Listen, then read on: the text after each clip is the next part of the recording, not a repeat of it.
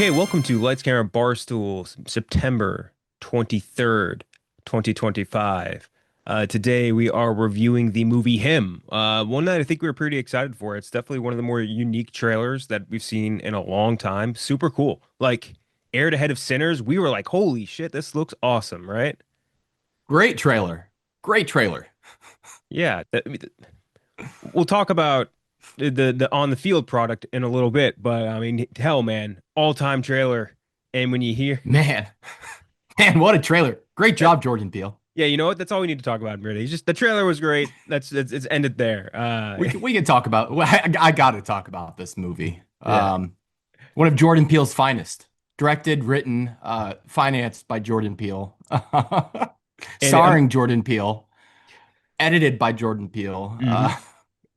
A movie that makes you wonder why he fired his management team after losing out on weapons, for sure. Uh, To say the absolute least about him.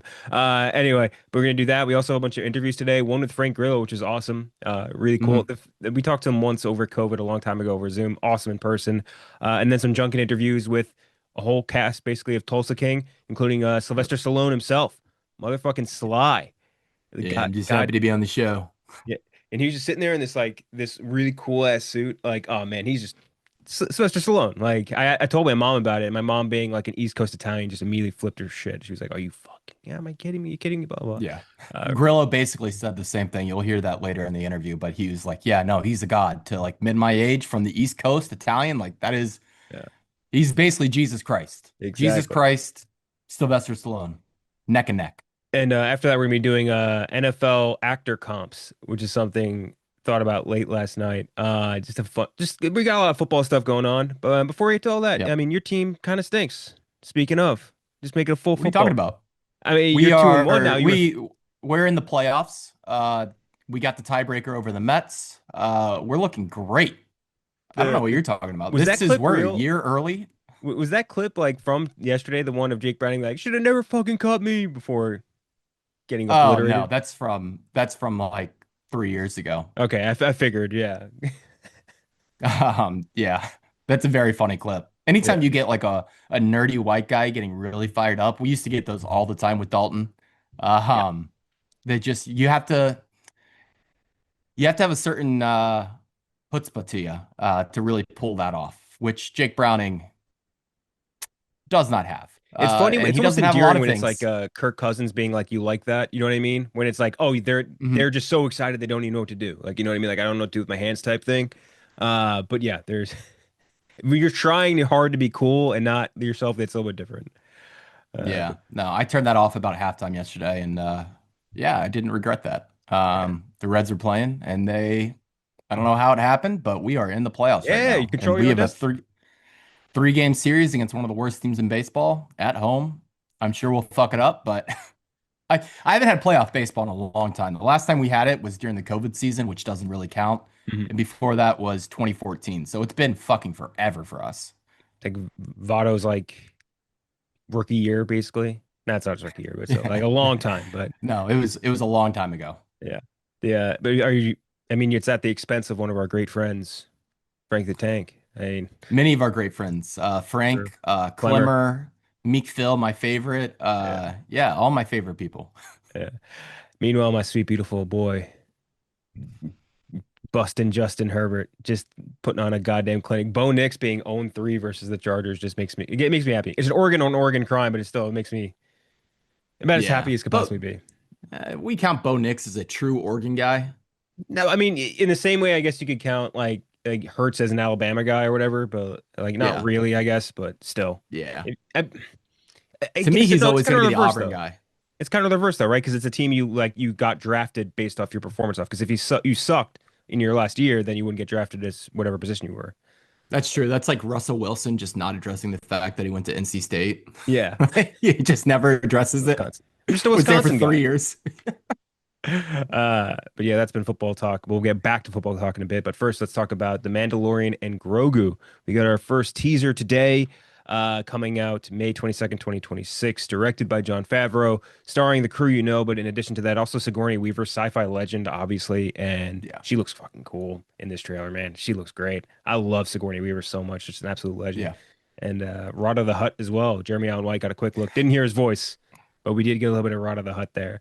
I think the big takeaways from the teaser are, at least for me, like I know season three of Mandalorian wasn't quite what we had like hoped for, but like this is still a subsect of Star Wars that I'm super always gonna be super excited about because I think Favreau truly gets what we love about Star Wars as Star Wars fans, which is like expansion of lore stuff, really good like practical effects and puppets, which I love. I love that he gets that. We're like one of the few fan bases in the entire I guess consumer world that likes Hmm. inferior effects. You know what I mean? Like we like puppets, we like practical effects, we like that shit, and you can get away with it and miniatures, shit like that. And he does it, and it looks great in this trailer. The robots, that look, holy shit, did those robots look goddamn cool, right? Yeah. Which ones? Wait. Which ones? The two big robot guards, like the behemoths, Oh, the heavies, or whatever yeah. the fuck they were. Yeah.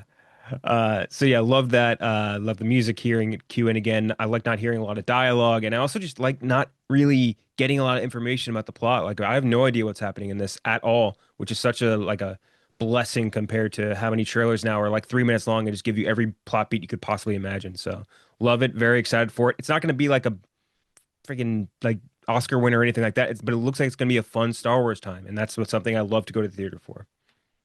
Yeah, no, I'm kind of surprised by the reaction online. It's definitely been mostly positive, but there are some people that are very much like withholding any and all excitement for this.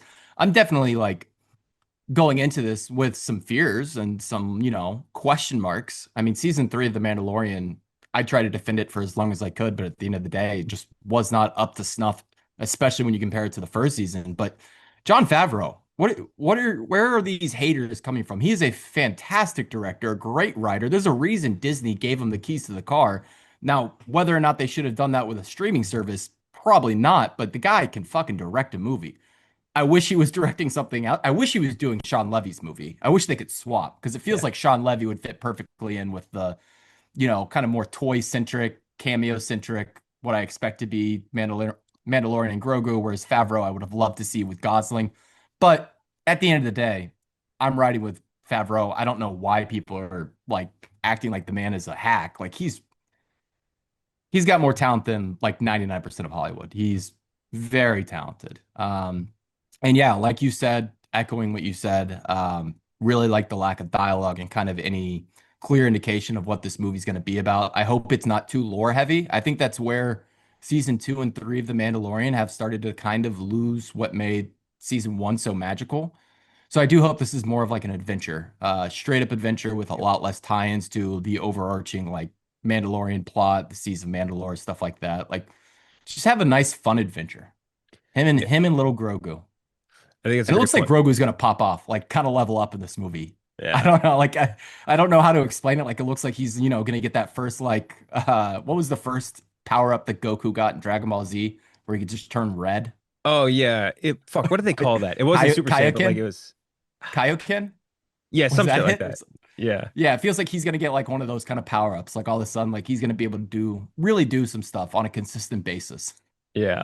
I do like that you brought up the adventure thing because that is huge. Adventure is like the core to me of Star Wars, where it's like you have your core adventure, like you need to get from Hmm. point A to point B, and like you do little side quests along the way.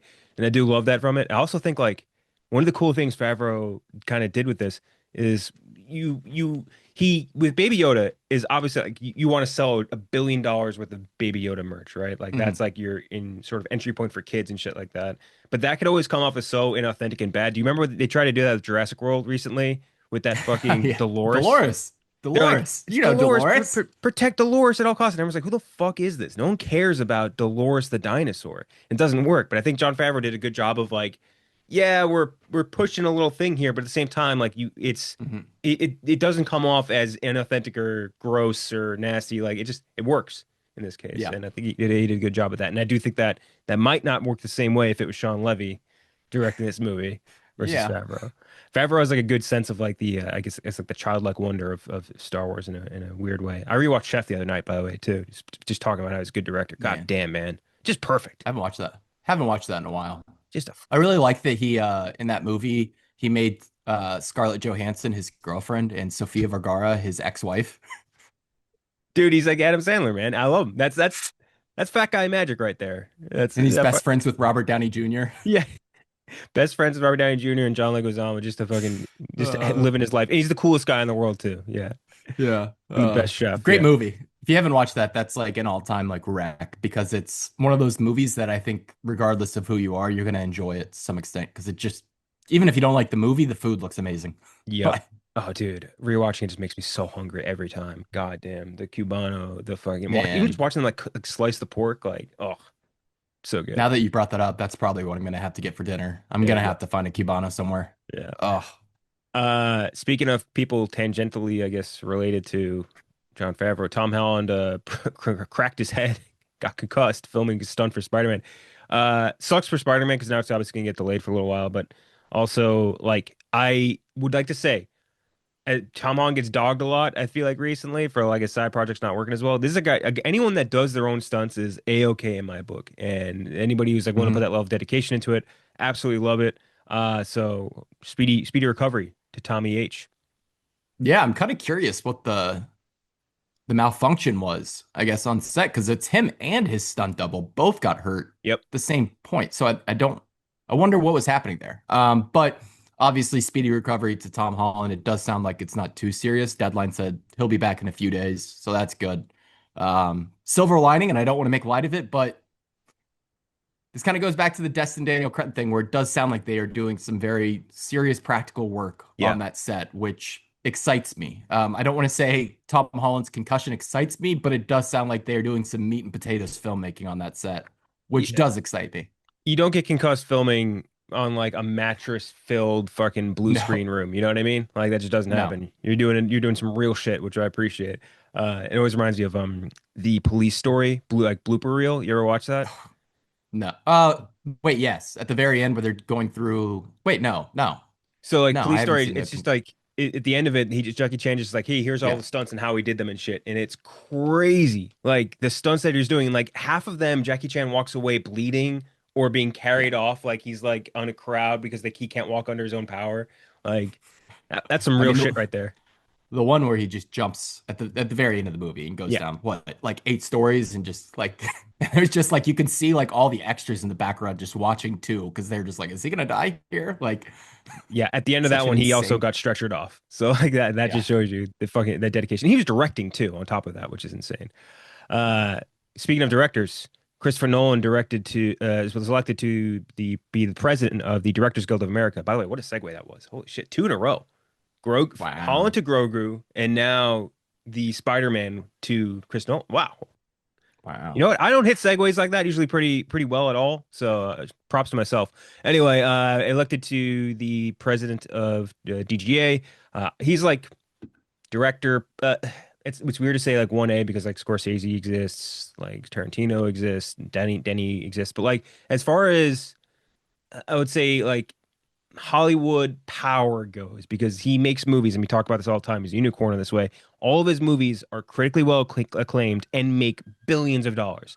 Like everyone, it doesn't matter if you're Scorsese, Denny, like they make great movies. They can still underachieve. Then sometimes other directors can make great box office hits that are critically not that great.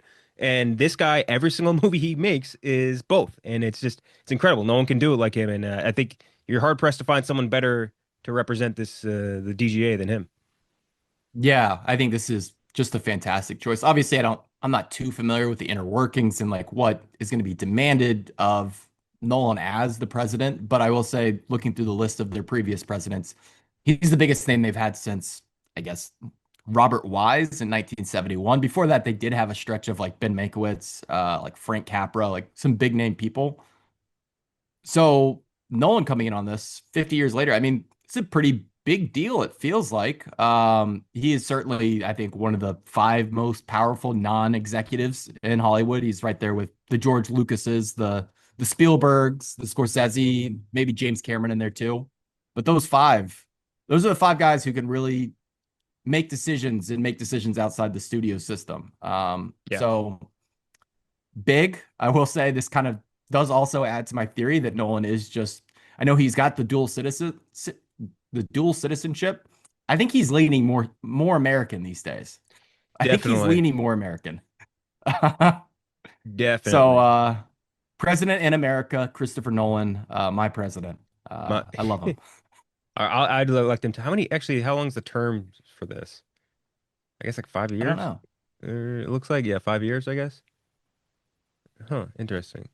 Yeah, He's the last, also, I'll add, he's like one of the, when you hear him talk about the industry and like filmmaking at large, he's very smart. I think he's like really well equipped to take on, I mean, obviously we have a bunch of AI stuff going on the table for the next decade. I think he can navigate a lot of this stuff coming up really well. I want him to like elect, like do cronyism with Hollywood. Like all, I want Jonathan Nolan to be like his Secretary of State. I want like Ludwig Göransson and Hans Zimmer to be running the Symphony Composers Guild of America. Like I want all of his guys running this shit. Uh, JGL is like his like head Gestapo member. yeah, exactly. The last one was Leslie Linka Glatter, who was Mm, the last one who directed a bunch of, is a TV director. Yeah, what a transition. The person that yeah. directed like Gilmore Girls and Homeland to Chris Nolan. No disrespect to those shows, by the way, but like going from that to No. Nolan is crazy. Uh, Chris Duckman, Shelby Oaks getting some good buzz. I think we talked about that briefly a while back, but that's Mhm. cool. He's one of us. Glad to see that's getting some positive buzz out there. So cool, good for him.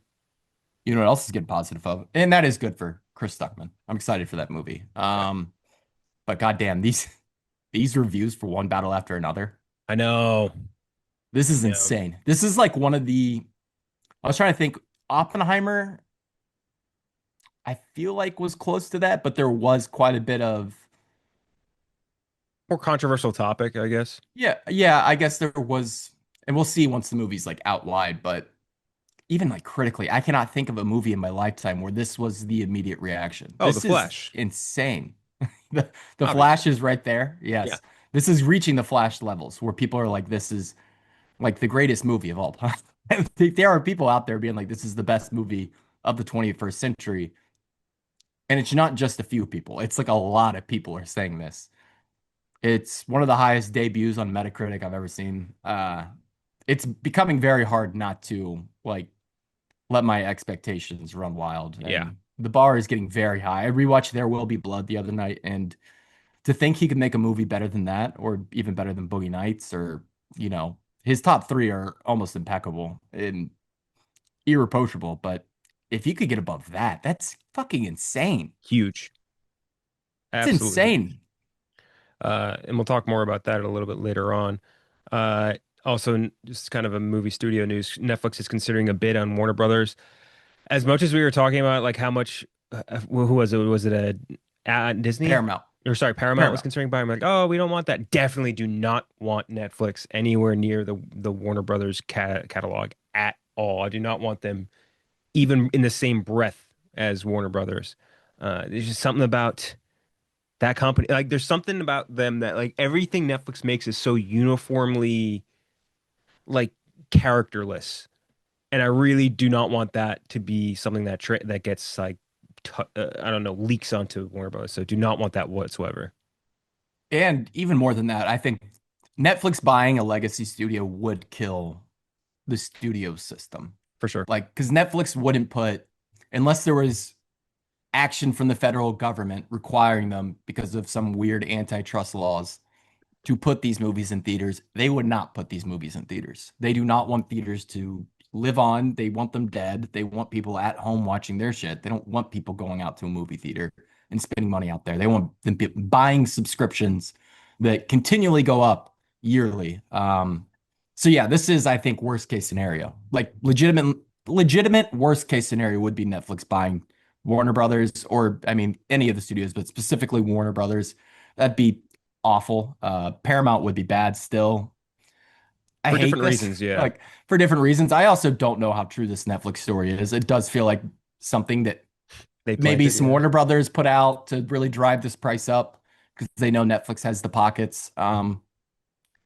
Yeah, no, I can't imagine many worse things that could happen to the movie industry than Netflix buying Warner Brothers. Like it would be awful. And I don't think it'll happen, but that's like apocalypse for film.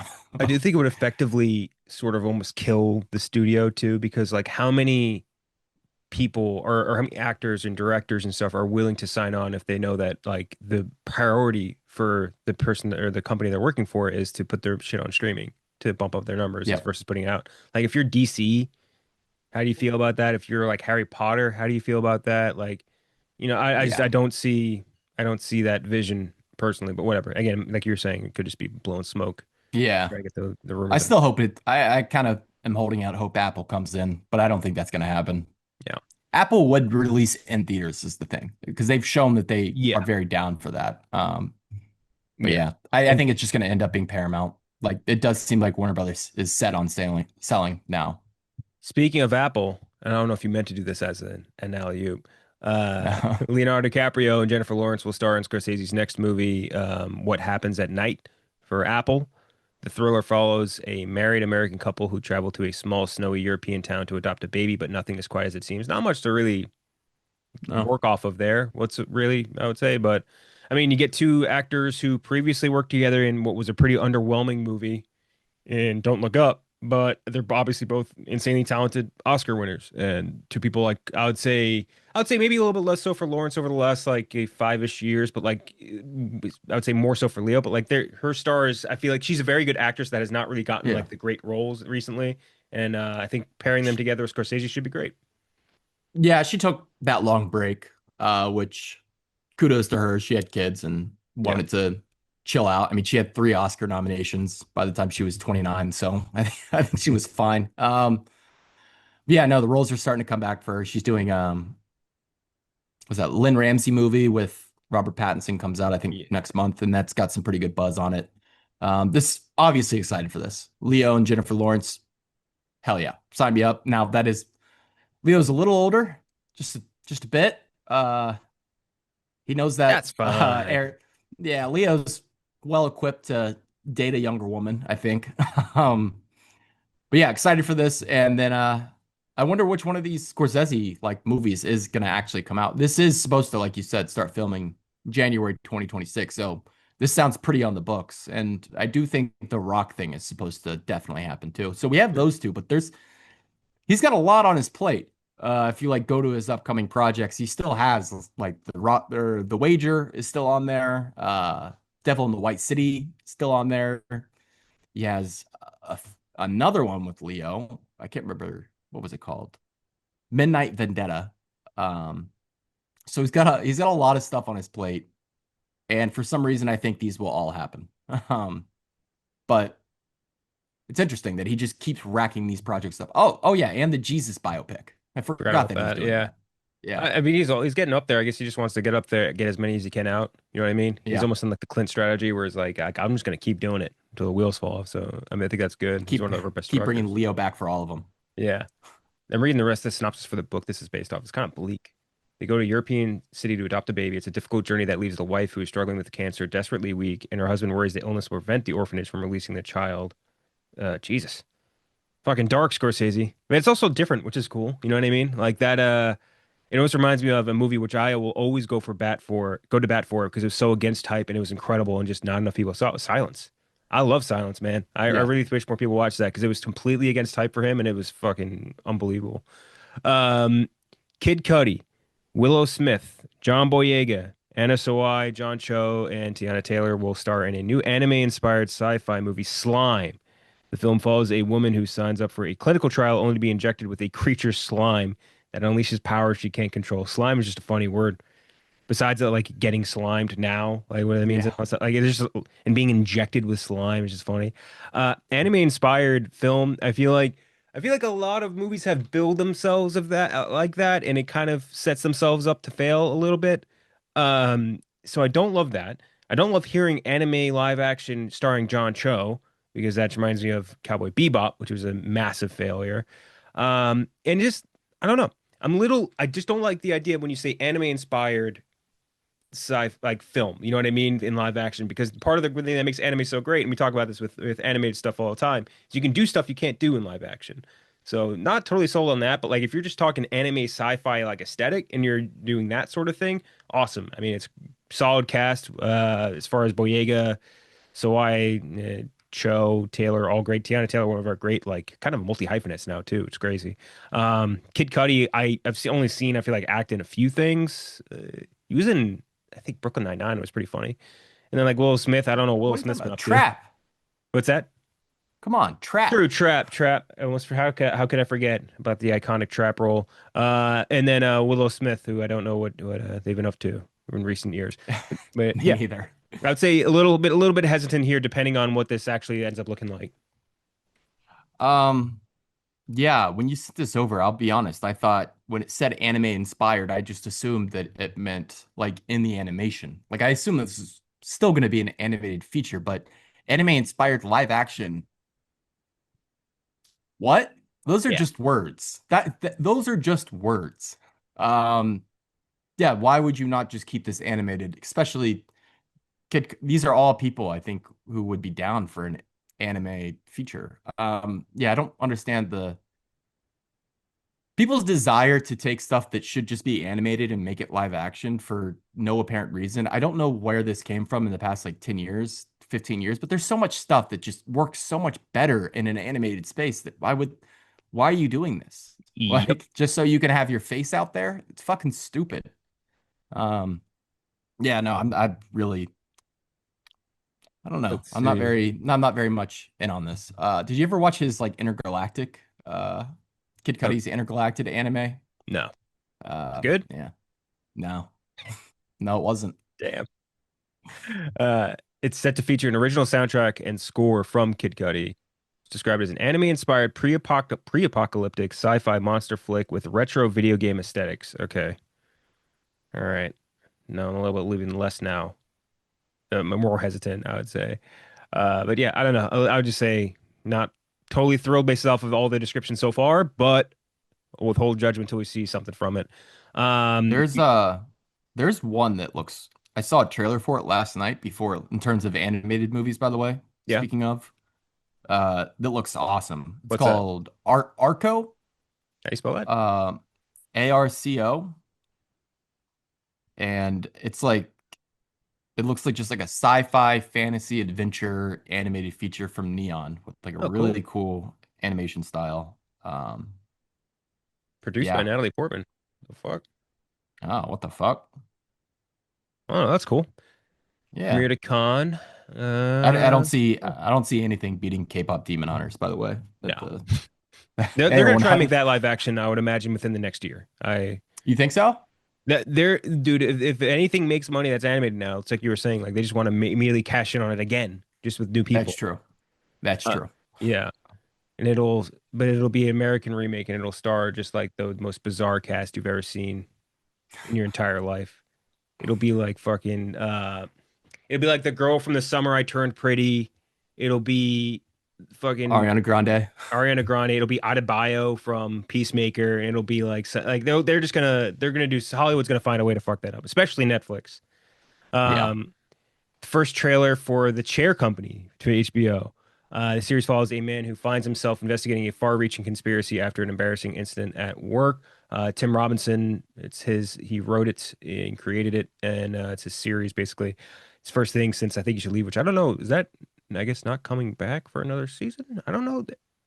That's I actually, don't know. I have no fucking clue. I don't know why I haven't thought about that until just now. I Um, will say I wouldn't be against that being the end. that's totally fine with me. Let's see. It says it is an American sketch comedy.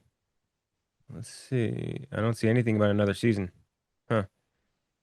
Anyway, I I this is gonna sound bad. Like I think you should leave, but I would be very happy if Tim Robinson kind of explores the rest of his career. He's not the youngest guy. Like I'd like to see him get out and do some movies, do some writing, some directing, do some other kinds of television, some other types of acting. I think he's a really good actor is the thing. I really do. let's see. In recent interview with Collider, Akiva Schaffer said that a potential season four has been delayed because of Robinson and Kanan's busy schedules. So they haven't been able to return yet because they're making the chair company. So I guess maybe after this now they're gonna try season four. Okay, but the trailer for this anyway, it looks like you would imagine, basically an extended Yeah. I think you should leave skid. I will say that there is going to be and you can kind of see it almost now, a sort of turning point on the Tim Robinson style of comedy, where I think people are going to want him to start doing something else because the guy put into a situation and he just starts screaming thing, which is very funny through the first few seasons of I Think You Should Leave, is definitely going to like get a little old, I think, at a certain point. Yeah. And I could feel a little bit of the fatigue when watching this trailer. But at the same time, I mean, he's hilarious. Him and Kanan have both written some of the funniest concepts as far as sketch wise goes, and like workplace comedy things too, workplace situations. So I trust them, but I'm just gonna say, I feel the little pangs or whatever of fatigue. Yeah, I get that. I definitely see that too as the person who runs our social media account and sees the comments. It's worst comedian ever. This guy's not funny at all. It's like, all right, well, That's not true. some That's people do think he's funny. Yeah, I could definitely see that bit wearing down. I will say I think this will be more in tune with friendship, which definitely is still very, I think you should leave coded, but I think pulls back on how much they let him scream and yell and do those mannerisms. I thought it was a lot more of a character in the movie than yeah. just like stand-in Tim Robinson guy. And I think we'll get more of that here. Also as Andrew DeYoung, I think, as a director, and uh Aaron Schiffler, Aaron Schimberg, who did the Sebastian Stan movie last year, A Different Man. So like really some really good directors in here. I'm excited for it. It has that HBO label on it too. Probably going to be what, 6 episodes in and out. Eight Hell ups. yeah. Also, Lake Bell. Give me all the Lake Bell. Yeah, where's I she been love at? Lake Bell. I doing the fucking Harley Quinn series probably. Yeah, true. But But yeah, that looks definitely looks interesting. Gonna man, be I it's rewatched HBO. I did Doctor Strangelove last week too. He is just George Scott's son. Like it is insane how Same much they level, look like yeah. each other. Like the mannerisms too are dead on. Either he's his son or Tim Robinson like fucking loves that movie and loves George Scott and modeled like all of his acting off of him. 'Cause it's uncanny. Let's see. Oh, I didn't realize Adam McKay is also a producer on this, like an AP on Uh, Share Company. well, he has produced some good stuff in It, the past it, decade. yes, and unless this is the most misleading trailer of all time, this is nothing political. So that is a great Just thing. you wait. When Adam McKay isn't sniffing the farts, he is one of the great ones in comedy. You think him and Sorkin have just been in like a doomsday Oh bunker for the God. past 2 weeks, just like fucking it looks like the Pepe Sylvia episode of Always Sunny. They just have shit on the walls. Yeah, it's them and like fucking Mark Ruffalo. Just like that's all they do is just sit there and talk about Oh it. my God. Um, and now then we can talk about some TV stuff really quick. Peacemaker. I'm I'm still at the same kind of point with Peacemaker where I'm like, it's season one was so good, so good. Loved everything about it. And this season, I'm still not. I'm not there yet. I'm just not there yet, man. It's just like it feels like everything that was made that first season so great is just not really present in this season. Like it's not. It's not It's nearly as not fu- funny. It's not It's funny not at all, funny. really. Like it's not. There's like a couple good lines every episode. Like Tim Meadows. If Tim Meadows wasn't in this season, by the way, holy shit, man, this would be basically a drama. Like this is. It doesn't have anything close to the same level of humor. The story is interesting enough to like keep you carrying through, right? Like it's cool like that. James Gunn keeps saying how this next episode, which comes out this week, is like in the next two episodes are like, oh my God, it's some of the best stuff ever written. But at this point, we've had what 5 episodes, and I'm just not feeling it.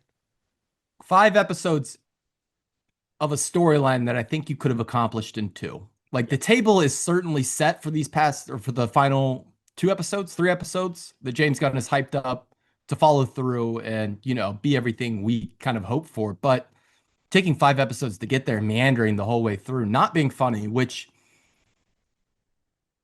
like I don't need humor in all of my comic book movie projects. I definitely get that. Like the Batman, I don't need him cracking jokes. Peacemaker, the Peacemaker series on HBO Max, give me something to fucking laugh at, especially after season one was as funny as it was.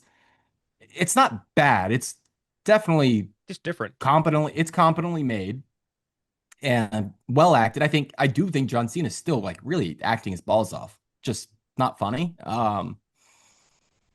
Yeah, this has been a slog to get through. It really has, and the only reason I've kept going is because of how much I love season one. Um, But as James Gunn keeps telling us, the final few episodes are his favorite things he's ever among the favorite things he's ever written. Yeah. Yeah, I So don't I know. mean, like we're really, I think, kind of holding on for that. You know what? Still, and we talked about this for the last like 3 weeks straight with Peacemaker. What the fuck? Like, what did he forget Vigilante exists and like was one of the funniest characters that he's written and introduced in that first season? Like, he has had 3 lines in this goddamn series, and he's not even been in costume. Like, it's just, it's crazy to me how different this season is from the last one. And that's not to say like, oh, I want Peacemaker to stay exactly the same character. I want him to not change. I want him to, no, but like you establish the series as one thing in this first season. Hey, it's humor with like a dash of the serious. This is now serious with a dash of the humor, and I don't like that. I just don't. There's something there is a specific set of expectations that they laid out with the series, and it's just not really reaching that. Like, yeah, you got Suicide Squad, which is the same sort of balance. It's humor, a little bit of serious. Peacemaker, humor, a little bit serious, and now you're just changing it. I don't. I just haven't been a fan, and really hate to say that because I love season one. I'm not. It's not getting me. Yeah, it has been a letdown. I don't know. I hate saying that too because everyone involved are like people we like, and you're gonna hear our Frank Grillo interview in a minute, and we had a great time with him. But yeah, this He's been season, great, by the way. unfortunately, yeah, no, that interrogation scene is a great scene, but in the context of the Peacemaker series that I tune into, is that what I'm tuning in for? Like really serious guy going through it, dealing with the loss of his child. I don't know. Like that's just not what I'm here for. I Yeah. don't know. James Gunn has a knack of like pulling it all together when you think he can. So listen, That I'll be interrogation there. scene was sick, by the way. The scene where he like fucking elbow or Oh, kneed his face into the concrete, like that was crazy. Holy that shit. was insane. Awesome scene. Again, great scenes. Like this is still good television. It's just like it's Yeah. not necessarily what I want from this series, if that makes sense. Yeah. Uh And so if people are out there like enjoying it, like trust me, you're not an idiot for enjoying it. It's just not, I think, what me or yeah, it's our you personal. really Yeah. want it. Yeah. Yeah. Also Alien Earth, penultimate episode of this season. Um, I would say like I've been liking it mostly through. I don't love where this last episode went, I would say Oh, necessarily. really? And this is spoiler talk, so if you haven't caught up on Alien Earth, just skip forward a little bit. So like I think trying to redeem this whole alien, I think it was Alien Resurrection sort of bit that they do where they're like, oh yeah, now you can communicate with the aliens. I Oh, kind yeah. of don't love that. I really enjoy, and they've been setting it up for it, right? Like, and I just kind of assumed they would go in a different direction. But I don't like the idea of the alien being a pet. I love the idea of it being an unstoppable force of nature killing machine that just is like Hmm. you run from it, you hide from it, there's nothing you can do, almost like a Terminator, right?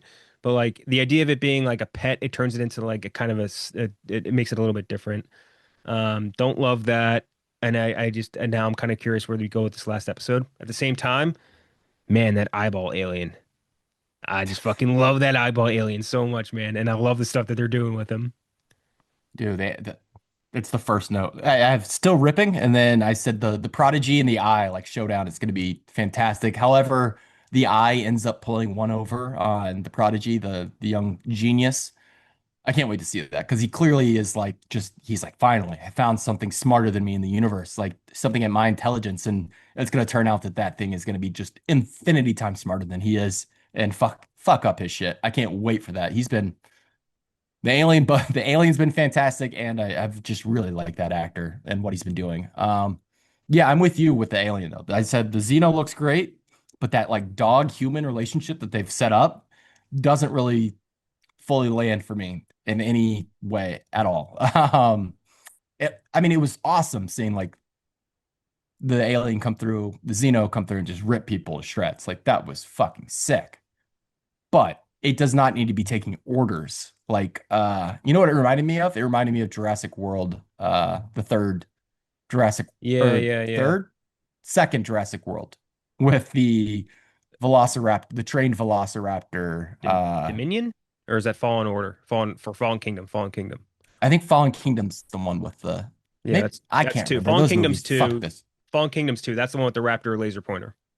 Yeah, fuck those movies. But yeah, that's what it reminded me of. I do like that Wendy and the children are starting to morph into the real monsters. Like This is like clearly like, oh, these are the real monsters. Like you try to create something and it's Frankenstein's monstering you. So I like that direction, but yeah, I'm with you. The could have done without the Xenopet. Yeah. Could have done without that. The And I'd like to, and this still could like blow up in Wendy's face. I still do think that alien probably turns on her. Like, yeah. there's no way that it just stays her like pet. Like that's crazy. I do like, by the way, the I forget what the android's name is, ripping off that good guy's jaw. That's metal. That Yeah, was metal as fuck. Like that. The Timothy Olyphant, what's his name, Kirsch. The Kirsch like yeah, manipulating that entire situation to a yeah, T was awesome. Capturing all those Weyland-Yutani mercenaries or whatever the fuck they were. That was cool. And I think all the kill stuff was cool. And I think again, like we were saying, the Prodigy eyeball alien thing where they're almost like kind of replicating or giving a nod, I guess, to Prometheus in that way, where it's like yeah. Wayland is like, "Oh, I want to talk to you. Why did you like blah blah blah?" And like the alien's just like, "What the fuck?" Yeah, it just rips off fucking Fassbender's head. So like I like that part of it quite a bit, but it's just like this whole the alien pet thing's kind of throwing me off, and yeah, I don't know, kind of interested to see where we go with this last one. And then lastly, just Task. I know you I don't think you still haven't watched, right? Mm-mm. Very Still good, haven't. very good show. Hell yeah. Really been digging it. I think that it is one of the more interesting crime series that they've had in a little while, just as far as like concept and basis. Um, Mhm. it's very very Mayor of Easttown, and obviously same creator, which makes sense. But really been enjoying that quite a bit. So I just wanted to give it a Hell shout out. yeah. And Yeah, I've heard nothing but good things about that series. mhm. So Ruffalo's been great. check it I mean, out. we dog Ruffalo quite a bit, but the Ruffalo's been really really good. He's a good actor. He just annoys me. Just one of those guys. He also just doesn't always get the right role, and I think he has the right role here. He's playing like a priest that renounced his vows and became an FBI agent, which is fucking crazy. And like Okay. there's like all these different elements like tugging him apart, which are cool. With like his kids and shit. It's cool. It's a good series. There's a really cool scene at a dinner sort or not dinner, like a family meeting in this last episode or not last episode, I guess the week previous this episode. I haven't watched the one from this Sunday, but it's very good. So shout out to Task. Okay, so before we get into our him interview, or him review, let's do our interviews. Frank Grillo, and then basically the entire cast of Tulsa King, including the one and only Sylvester Stallone. All right, we welcome in Frank Grillo. We haven't talked. What's up, brother? We talked to you over Zoom over COVID, which feels Right. like fucking Wow, ages that was ago. like 100 years ago. Literally may as well have been 100 years ago. And we talked to you about a million things then. I remember we spent in probably a disproportionate amount of time in Wolf Warrior 2, which we loved. Wolf Warrior I remember we 2. talked a ton with you about that. But That guy got in trouble. the guy that which guy? Wu Jing. No, the director. Somebody just recently called me and said, Wu Jing is in trouble in China for toxic masculinity. I mean, They have that in China? That's what I said. I thought they just said the toxic. Like that's just what's going on over Toxic there. masculinity Yeah. in China. But today we're going to talk about Peacemaker and Tulsa King. Start out with Suicide Squad, picking up right where we left off. Feels like it took forever. Oh my god, right? Yeah. I mean, granted, It with all did. production It issues did and strikes. take a long and- time, yeah. But picking up where we left off, Peacemaker returning home after recovering from his encounter with Bloodspoor, only discover that his freedom comes at a price. That's kind of the synopsis from season 1, but also going into season 2. Comes out on Thursdays on HBO Max. You got a really cool, like a very rare transition in that you went from voice to live action. That almost never happens. Well, that was the jam. Like Gunn called me when he took over DC Studios. He said, "Look, we're going to do this thing, Creature Commandos. Would love you to do it." I'm like, "I'm in. I don't even." He goes, "I'm going to send you the scripts." I go, "I'm still in. Whatever. Even if they suck, I'm in." And he said, "But our plan is." Whoever voices these characters is going to go on to the live action stuff. And Hollywood is a town that is built on bullshit. But I'm like, whatever. I'll just go do Creature Commandos. And Gunn is a rare breed in that everything he says he means. And so then we went and he sent me the scripts for Peacemaker. Yeah. And Rick Flag is in Peacemaker. And then he says, look, you're going to do a piece in Superman, which is going to be connective tissue, and then Superman after that. Yeah. So I love him and Peter Safran, and they've been great to me, and it's been a lot of fun. Yeah. Yeah. No, if James Gunn called me, I'd pick up the phone immediately. Just yes. No right questions, off the just bat. yes. Yeah. He's one of those guys, man, and getting to know him over the past couple of years is just like he's just a solid dude. He's just such a great guy. I can't say enough good things about him. I'd cut his lawn if he needed me to cut his lawn. Oh my gosh.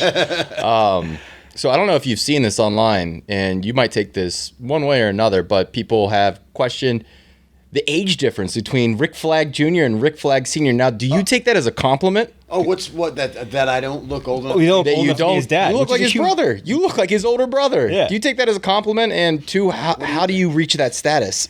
How do you get to that point? I didn't pay much attention to it, but yeah, I mean, Joel.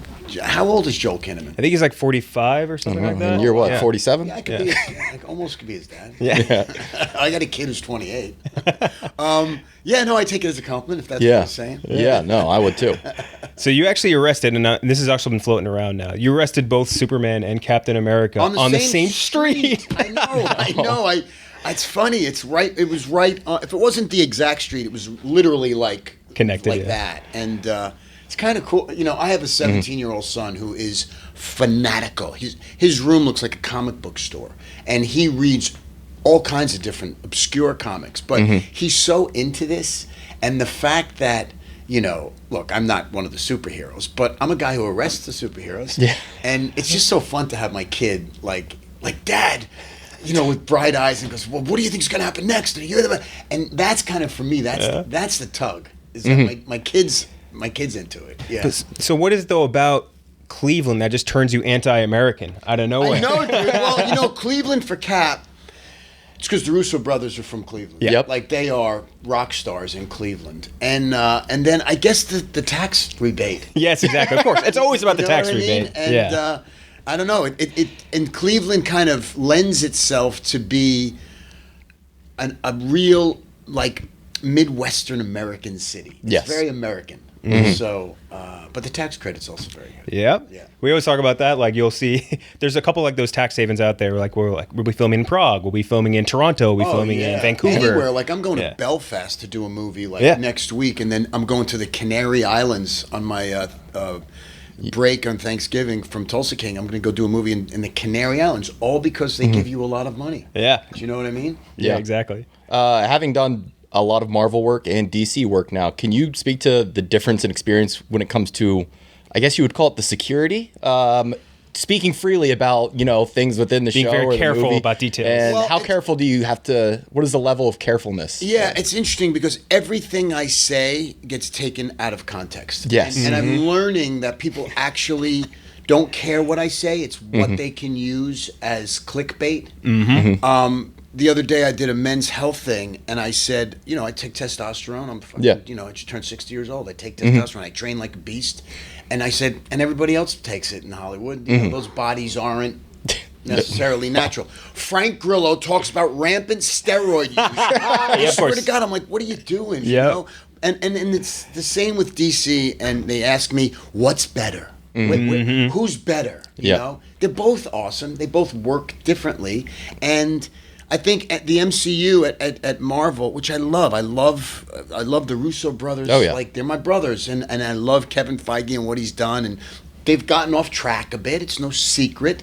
But in the Marvel world, they were much more about don't let anybody know anything. And some of us got in trouble. Like, I got in trouble a couple times because I don't know. I think it's a badge of honor. Yeah. Yeah, you know, yeah, it almost is a couple of people got in trouble. Tom Holland was basically like under the gun every other day. Ruffalo But he's spoiled. Spider-Man. He's safe. Yeah. Obviously. But I think they both Marvel and DC, they both respect the fans so much, and they understand that this doesn't exist without the rabid fans out there, that they do try to keep it as secretive as possible. It's impossible. Yeah. Like, they didn't want to know that I was in Superman, and there's guys with long lens cameras in Yes. Cleveland. It's like it's like you're there. Like, Yeah. so you might as well say something. Yes. Get ahead of it. But I'm sure this will go out there as We're gonna Frank read- Grillo bashes the comic book. Yes, world. exactly. Comic book movie stink. Frank Grillo's. Yeah. Yeah. Well, yeah. Yeah, Frank Grillo. We'll redub your audio Yeah, completely. we'll play up your There was audio. another one. I said, when I went to work on Peacemaker, I didn't know John Cena. I didn't know who he was, as far as how big he was as a wrestler. I never watch wrestling, right? Frank Grillo claims he didn't know John Cena. I'm like, I know John Cena, you dummies. I just didn't know. And then my son schooled me. He said, Dad, he's the biggest wrestler. I said, okay, I didn't know that, right? I'm old. Yeah. And so it's always interesting when now I'm really cognizant of what I say because it'll come out. Watch. Yeah. Watch this. And then we can talk a little Tulsa King too, which I just talked to Sly and all them did? the other day. Yeah. Oh, cool. Been loving Tulsa King, and according to Deadline anyway, you guys just got renewed for season 4 this morning.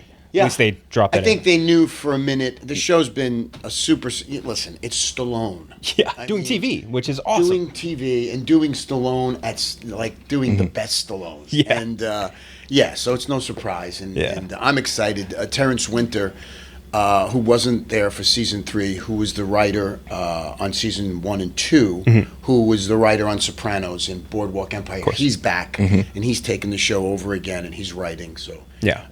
It's all the boys are back. The band is back for season 4. Yeah, and you play a cool character. You're like an Italian cowboy, which is like, and I was talking to Sly about this. It's such an interesting like oil and vinegar type mix that for some reason just works. I know. And I was curious how you like approach something like that because you grew up like around here, like near me, right? I grew up in the Bronx, Yeah, but- and then up in Rockland County. Oh, you're Rockland County? Yeah. I'm getting married in Pearl River in a few months. Oh, you are? Yeah. All cops and firemen. All Irish, Italian cops and firemen, great. top to bottom. Yeah, good people. But yeah, how do you approach that from like, because you're East Coast guy like me and like going to do Italian cowboy out in Oklahoma. Yeah, I mean that's why I wanted to do it. Well, first of all, Sly called me. It was like a Sunday, and he says, would you be interested? I went, yep. It's just like Same thing. Yeah. Like when Stallone, it's like fucking on my phone because we were friendly before. I'd hung out with him before, and it just says Rocky. Yeah.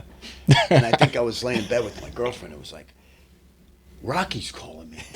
And he goes, hey, and he pitched me the idea, and he said, but you're a 4th generation Midwestern mobster. And I'm like, that sounds, because I'm an Italian guy from the Bronx, and I've always kind of steered away from any kind of, I've been offered a ton of kind of mid to lower budget, gangster movies, and I'm like, I don't want to play the Goomba, but this was a fresh take on it, to the point where I get texts and calls from real mafia guys going, Nice. we don't wear cowboy hats. I'm like, well, I do. I do. I got guys with Winchesters on my ranch fucking guarding me. Yeah. But there's a dream again, Stallone, like I grew up, that was my guy, that in my generation being Italian and, from the East Coast, it was like, he's a god. Oh, yeah. You know what I mean? So my mom had like a painting of him up in our house. I think I do too. So you talked about working on a DC series, working on Marvel television. What is it like working in a Sheridan series, who is, I think, almost a brand unto himself at this he point? is, man. I mean, I had met Taylor when he was just... when he had just directed Wind River with one of our favorites. We had met at the Cannes Film Festival and became fast kind of buddies. We had the same agent, and he had called me about this show Yellowstone that he was trying to get up. Oh, no way. He sent me the script, and he goes, there's this role, and I read it, and it was a cowboy. And I said, oh, man, I'm like an Italian. You don't want me. Yeah. And I wouldn't be good for this. I said, but I love you for thinking about me. And it went to Cole eventually. It went to Cole, yeah. I was going to say, you, I was Rip. I know that as Rip. It's Cole Hauser's. Changed his career. And of course. He's perfect for it, right? And he's a stud. And then he sent me a script, 6 scripts for a show about prisons. And it's the show that Renner's doing. Oh, Mayor of Kingstown. Yeah. And so my partner and I, Joe Carnahan, met with Taylor, and we were kind of going down this road. But then he exploded. And he went off and he was doing this, that, and the third. I've never seen a guy more prolific than Taylor Sheridan. And he writes a lot of all of this stuff. The guy's, I don't know how many hours in a day he got from God, but I only got 24. And I was with David Glasser last night, his partner, from 101 Studios. I mean, these guys have all the greatest talent, some of the great movie stars, and doing their TV shows, and they're not stopping. I mean, Glasser just put out the Mobster Show with Tom Hardy. Oh, yeah, Mobland. Mobland. Yeah, excellent. I mean, it just gets better and better. Yeah. So I'm amazed to be a part of this. I'm amazed to watch the machine work. Taylor's not hands-on with our show. It's Sly, and David Glasser's very involved, and of course Terry Winter, and Taylor kind of. I think he needs a break. Of course, man. Seriously. You know what I mean? But could you imagine how much money he has? Oh, no. Dude, he might be supposed to be on like the board of Paramount at this point. Like, it's crazy. He is Paramount. Yeah. Yes. I mean, he brought Paramount. They're going to move it to his ranch down in Texas. Was it like $1 billion, isn't it? Yeah. I think he buy it for like $1 billion. The guy's amazing, man. The guy's a freak. I mean, he's an exceptional writer, but I talked to Sly about this a couple days ago. Like, what his passion for the show, you can really feel it, and he's such a prolific writer himself too. Sly. And him being on set, I'm sure is like such a sort of dream for you guys. But what's it like having a guy of his stature especially from movie world, like just that's invested in your show as far as producing, writing, editing, doing all. Yeah, and I'll tell you something about Sly. I mean, it's no secret he's 79 years old, and he comes to rehearsal every day, word perfect. He's ready to go. He's ready to rock and roll every single time, and he stays until it's the way he wants it to be. You know what I mean? At this point in his career, he's still that guy. And I got to tell you, it's never lost on me, and a lot of my scenes are with him. When he comes in and he's walking towards me, I'm like, that's Rocky. That's Stallone. You know what I mean? And you could feel the energy on set, kind of just, not of fear, because he is the nicest guy to be around, of respect, and it's just a buzz. Yep. And they give him his space, and he understands his space, and it's amazing. You know, we'll talk at night after work, and I'll say, this doesn't feel right, and he's so collaborative, and still he approaches it in such a childlike way, still, that it's kind of an inspiration to go, I gotta step up my game a bit. Yeah. You can't get lazy. You know what I mean? Because the guy's not lazy ever. Ever. And there's a lesson, there's a great lesson to be learned by guys like Stallone and Taylor Sheridan. It's like, and I got 3 sons, and they're getting to the age where they're going to go out in the world, and I'm like, the talent is great. I said, but you see what these guys do? They don't stop, man. They just get better and better, and so. He was saying how he, like, especially with his kids, he's like, everyone needs to be multi-hyphenate. Like, he's like, I want everyone trying everything. And he was saying, like, it's crazy at his age. He's like, I love editing. He's like, I want to be in the editing bay. If it wasn't in the dark, I'd do that all day long, which is crazy. It almost reminds me of Clint. Yeah. Where, like, Clint is this old. And obsessed. He's like, Obsessed. And you realize, wait a minute, I'm not doing enough. You're certainly not. and so you say, I'm not doing enough. I got to do more. You know what I mean? And it's a great lesson. It's a great, for me, what a great gift to get to be around.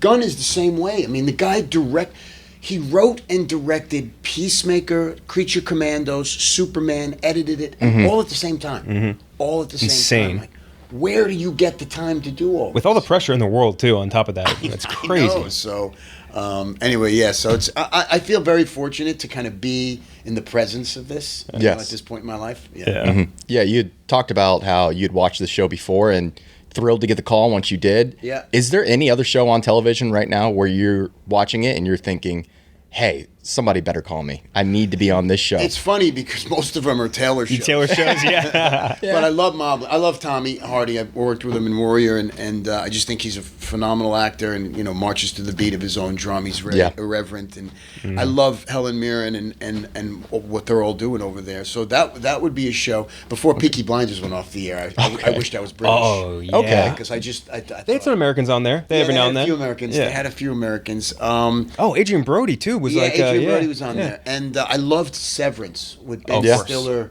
and Adam did with Severance was amazing. I was like, I don't know if I could even do that, but I'd love to be on that show. Yeah. Maybe we'll put the feelers out there for you. Yeah. Pump the tires for it. Now we want to do something we call it the 6-pack. We actually haven't done it in a while. Just like kind of 6 rapid fire. Do I take my shirt off? No, if you want, you put us all to shame again, even at your age. How dumb I am. Can you cut that? So we just like kind of 6 quick questions. The first stuff is like I feel like you're a guy that has a deep sort of reverence for fight work and for stunts, which is an awesome thing in Hollywood. If you could have an extended hand-to-hand fight scene with any actor in their prime, who would it be? Because there's a lot of great ones that have done it throughout the years. I got to tell you, only because I loved him so much and I just loved who he was, would be McQueen. Yeah, that'd be so cool. To go hand to hand with McQueen. And do car chase too. And lose. I mean, once again, a badge of honor. Yeah. Got to throw. Because as long as there's a car chase leading into that fight, then yes, absolutely. My God, that'd be awesome. And you obviously grew up wrestling and then took on quite a few different fight disciplines throughout your life. Is there one discipline that you really that's still out there that you want to learn? And maybe we'll make it easy. If there's one fight style that you could just immediately download into your brain, Yeah. like in the Matrix, what would you pick? Great question. It would be Krav. Krav, yeah. And because when I was over in Israel, I had never even dabbled in Krav. But what I learned in the short time was so effective in the real world. Do you know what I mean? Yeah. You're not Yes. fighting for points. Yes, it's not like It's every boxing move's where to kill you, yeah. boxing doesn't do much for I you. box every single day at a high level with great trainers and stuff, and that's great. And I taught all my kids to box. And but Krav is something where I'll take this coffee cup and Do it kill this way, you. yeah. Yeah. You know what I mean? Yeah, yeah. And so and especially in this world today, especially having kids, there's so much random acts of violence Yeah. that something like Krav can really help you, maybe survive. Yeah. There's one, and we talked about the raid a while back, but penicillin, which I didn't really know Yeah. anything about. And Yeah. before watching them, I'm like, oh shit, that looks It's cool. badass. That's one I'd like to Yeah, learn yeah, too. So this is an interesting one, I think. If you could swap your real life name with any of the characters that you've played throughout the years, who would you pick and why? And I have some that I've listed out because I think they're all cool. Because Rick Flag is the name we talk about. It's awesome. Rick Flag's Yeah. cool, But you got like Dallas Walker, Chainsaw Angus, Brock Rummel, Hart Jessup, J.C. Hunter. You got cool ass names in your resume. It would be Chainsaw. Chainsaw Angus, yeah. Because I just want people to call me Chainsaw. Unreal. That'd be a great MMA tag. Yeah, oh, tag. yeah. Oh, And yeah. that movie I thought was a lot better than it got credit for. That guy, Yeah. the director, got beat up on that, but I thought it was a cool movie. Chainsaw Angus. God, that's a good one. Unbelievable.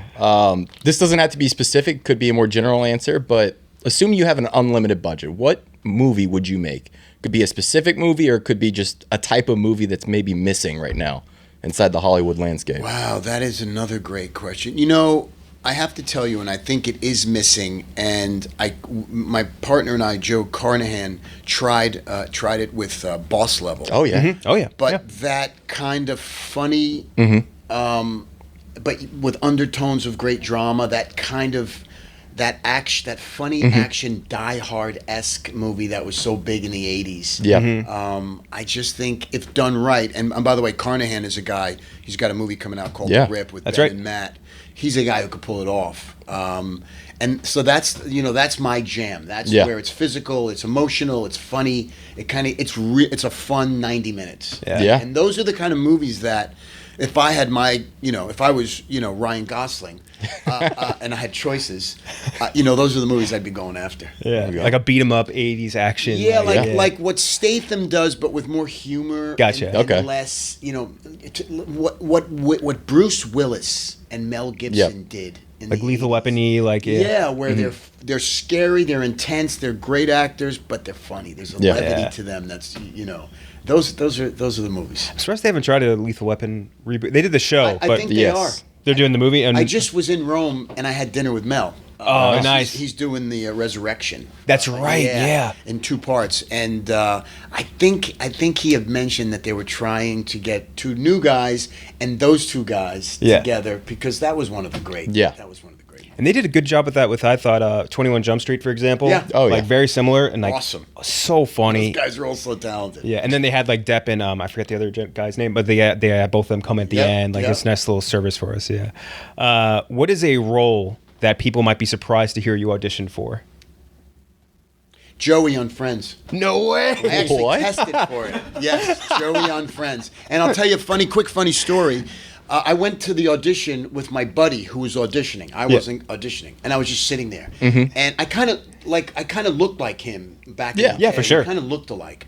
And so I was, and my friend too kind of looked that way. And we were sitting there, and then he went, and the casting director came out. It was at CBS Radford in Los Angeles, and she goes, "You next?" I go, "Oh no, I just drove him." She goes, "You an actor?" I said, "Yeah." I go, and she goes, "Take those sides and come in like 5 minutes." And I did, and they called me back, and then they called me back again. I didn't have an agent or anything, and they called me back a 3rd time, and then I went to do what was it's called the test. Yeah. Yep. And I tested for it, and at that point I thought, this is easy. I'm going to be an actor. Yeah. And I don't know if you realize it. I didn't get it. No.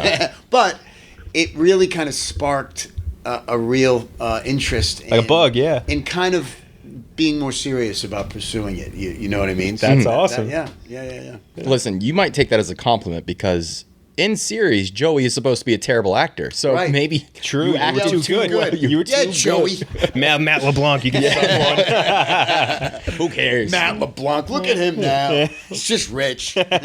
just raking in I residuals. love, by the way, if there was anybody more perfect than Matt LeBlanc, he didn't exist. Yeah. That guy God, he was so amazing. good. Yeah. And then we'll wrap it up.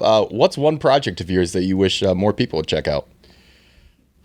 All of them? Yeah. Hey, listen. You know, I kind of live in this other world of filmmaking.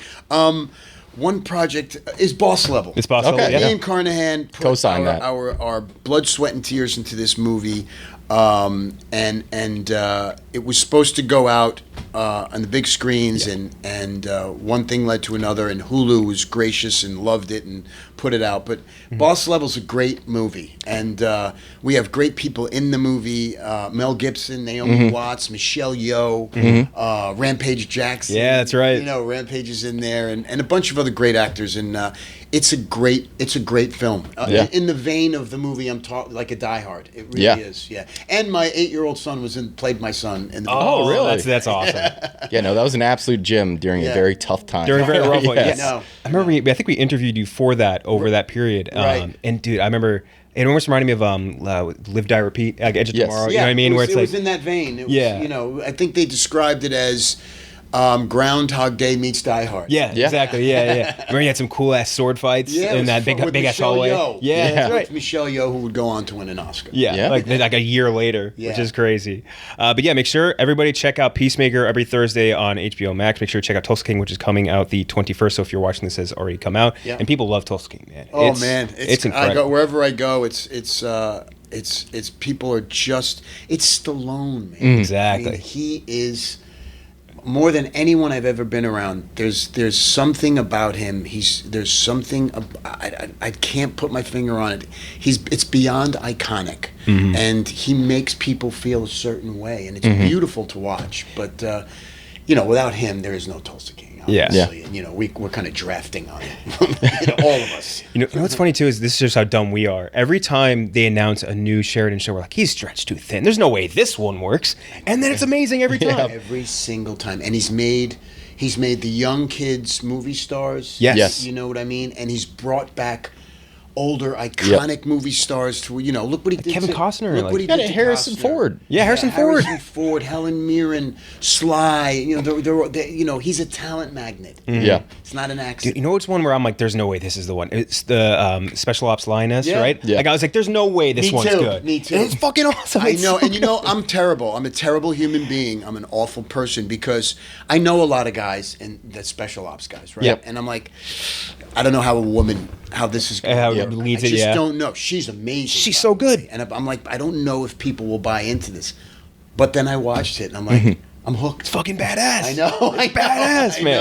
I know. It's great. So listen, God bless Taylor Sheridan. Yeah. Yes. God bless David Glasser, and God bless Sylvester Stallone. Yeah. There we go. So make sure to check those out. Thank you so much, Frank, for talking to us, Thanks, and guys. hopefully see you guys around the next Yeah. time. Maybe for another Superman, maybe for another next Yeah. DC thing Hey. that comes around. Yeah, Yeah, love it. But hopefully see you again. And I'll be back for Crossbones in Avengers. No. Yes, of course. Well, that's clipped. It's clipped. Watch. It's clipped. Watch. It's clipped. All right. Thank you so much. How you doing, Mr. Stallone? How are you? I'm doing great, Jack. How are you? Doing absolutely fantastic. And we are here to talk about some Tulsa King. Very excited for season 3. How are you? I'm very excited. I'm doing great. Thank you. I like the background too. You're like in a very fancy wine I cellar. don't know. think it's- Have you've seen some of the scenes from the distillery, right? Yeah. Very fancy wine cellar. I like it. Very rustic. Just to start off right off the bat, a question I think you might have been asked already before, but worth repeating for our own audience. You don't do a ton of TV. What about Tulsa King made you want to dive in? Well, you know, I had a very long run in films, but I'd never played that one character at all. And I always wanted to play a gangster with a different way of approaching life. And when this was presented to me, because I had met Taylor Sheridan many years before this ever happened. We were riding up at the same stable, and we just crossed paths there. I actually wanted him to help me write the first Rocky. I meant the fourth Rocky, and that didn't work out because he was writing a thing called Sicario. So it all worked out for the best. But when he presented the idea, I went, finally.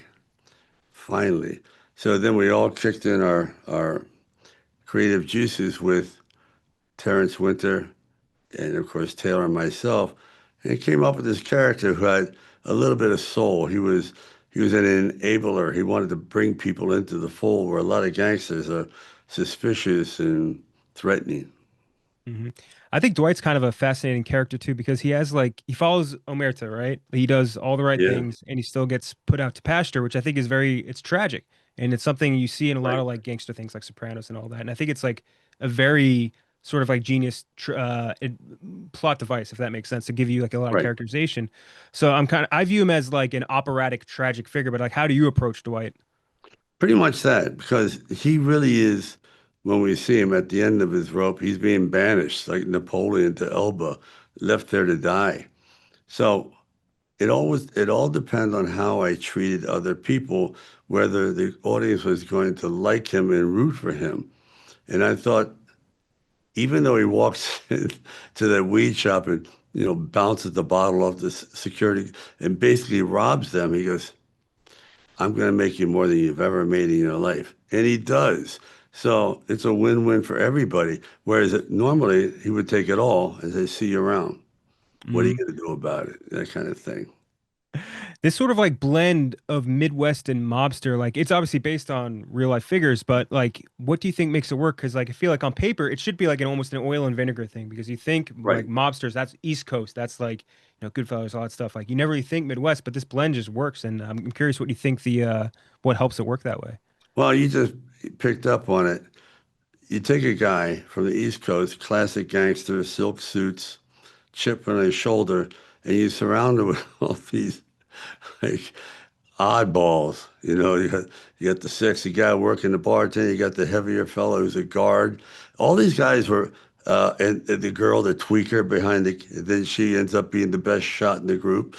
All these oddballs that come together, and the audience goes, "Hey, I know people like that." Yeah, exactly. And it shouldn't work either because you imagine like I grew up in New York and like when I think of any one of the Italians I grew up with trying to mesh with like a head shop owner with like a shaved buzz cut, colored hair and all that stuff and like it just doesn't make sense. Does Then I it? think Dwight is just so magnanimous it just kind of works. I know, because I don't know if it works the other way around. Remember when they used to do these uh, TV dramas where the cowboy would come to New York, but he still have the cowboy hat on? I go, I don't know. Yeah. That's a stretch. Somebody's gonna steal that hat in New York. Yeah. What was that Woody Harrelson Kiefer one where they go to New York? I forget what it was called, but there was that one. Yeah, they go to New York Oh, City. right, Yeah, right. shoot, I forgot the name of it, but yeah, just like that. Uh, Dude, going back to the transition to TV though, how has that been? Because obviously it's a totally different world. Like build up Oh, time, editing wise, like all the timing is so different. it's like Venus and Mars. There's no relationship that you can take. All right, all the skill sets that you managed to learn on features will apply to streaming. It doesn't at all. Timing is everything. The money is so expensive that you can't afford to go back to your trailer and say, you know what, I'm done for the day. No, or you can't show up 3 hours late. They're going to chop you down. You might get away with that a little bit in features, but not here. No, no. Yeah. I mean, we Uh, really think of the math of it. Doing one season of Tulsa King is longer than all five Rockies. it's crazy. It's just so much more time. It's a time commitment. It's insane. Right. And obviously you yourself, you're a very accomplished writer. I'm curious what the dynamic is when you work on a set like this where you're also EP. Like, are you very eager to jump in with edits or like, hey, maybe there's a little tweak here, tweak there, things like that? I love editing. It's something if I didn't object to being in the dark 12 hours a day, I would have probably done it. So much could be made with good editing and in the insertion of music. So that's what I always wanted to learn from the beginning, every aspect of filmmaking, every one. And I tell other actors, I said, please do not be a piano player with one finger. In this day and age, you got to be able to jump ship, got to be director, producer, writer, something. And I kind of enforced that with my daughter, and they all write Mhm. beautifully. Yeah. Being a multi hyphenate is very valuable, especially in Hollywood for sure. I think it's a must. Yeah. A couple of just like ending questions here. What's a movie of yours, directed or acted, whatever, that you think more people should check out? Because one for you that I always recommend to people that I think kind of flew under the radar is Copland. I love Copland. I think you gave such a Oh nuanced performance in yeah, that. I yeah. always tell people to watch that. I thought Copland was a great film, beautifully written, wonderfully acted by everybody. You're right. I thought Nighthawks was really good. That was talk about a badass film with no CGI. It was scary. I mean, we were winging that. Hey, let's run down through the subway tunnels. No permits, nothing. That was a great one. And I also thought Demolition Man, the fact that it's so woke, considering today, I thought, wow, this is a little bit ahead of its time. And it was shot beautifully. Yeah, you guys got a lot of those. And just last question. This is I think one of my favorite Hollywood battles was your back and forth with Arnie, obviously over the 80s.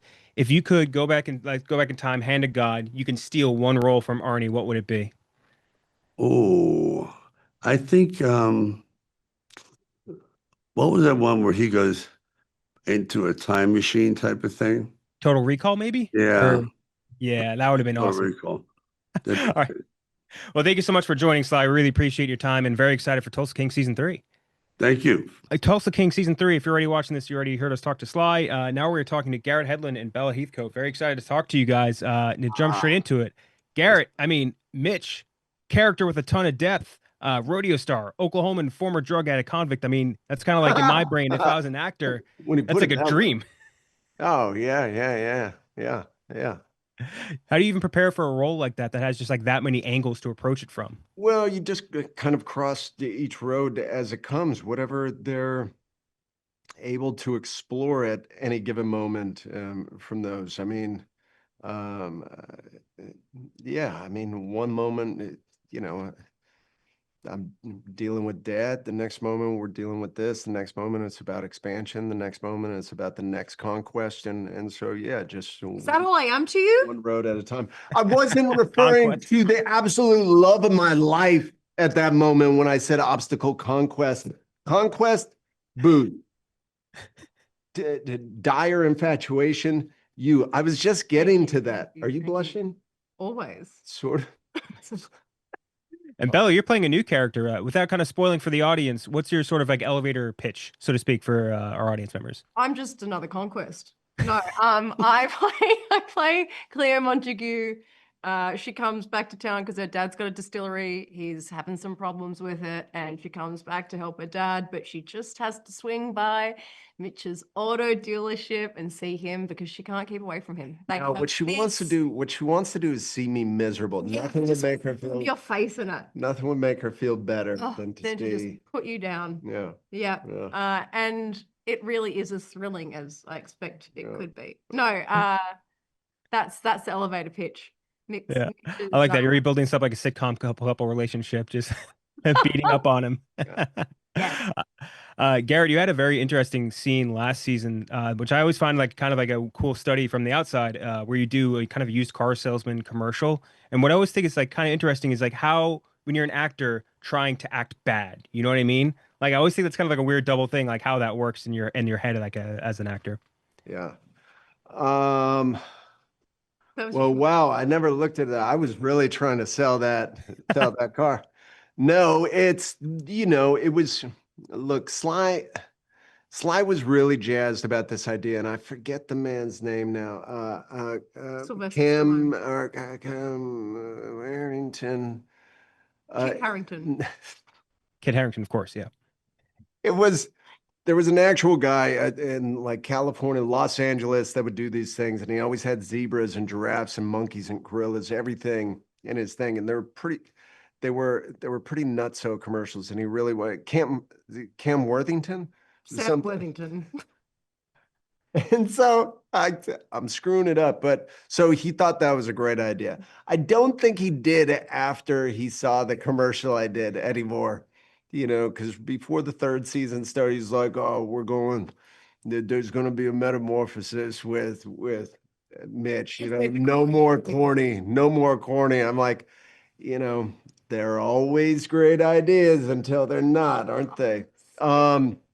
No, look, I'm sort of a fearless goofball. So when they proposed that idea, I was all in. I kind of saw it. Maybe they saw somebody not thinking about it as corny as I did and playing it maybe a little different, but that's all I saw, and that's what I went with. And for you, Bella, you're joining a cast where you're obviously 2 seasons deep already. They're pretty established, all those things. Were there any growing pains as far as like how they do things versus how you usually do things with their TV casts or anything like that? Mostly in my brain, but perhaps not external. I did choke my first take with Sly, but I feel like I recovered quite quickly. I mean, Cash did point out to me, he's like, "You're nervous, right?" And I was like, "Yes, thank you for highlighting that fact." No, it just felt like in some ways any other TV set. The pace is fast. Things are being written and developed as you're shooting, so you don't have the whole picture, but then that's also sort of life anyway, like you have no idea what's coming. So yeah, I did find it incredible that Sly will watch playback after every take and adjust accordingly. And hearing my voice, like when I can hear the playback, I'm like, ah. But aside from that, no, it just felt like being welcomed into a lovely new family. Oh no, that was touching. I think you guys both had very fascinating starts to your careers, and for you, Garrett, I think you had one of the most fascinating starts ever. In that, like, you're 19 years old and you're told, "Hey, you know what? I think you'd be a perfect body double for Brad Pitt."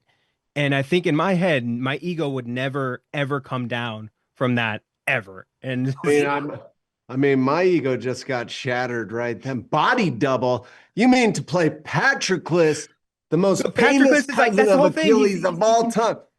You had Brad stand-in for that movie? I thought you had no. There's like his whole That's character actually is what my everyone dad said. He's like, Yeah. yeah, I know you think you're doing this great film and with Brad Pitt and all, but everybody around town says you must just be an extra.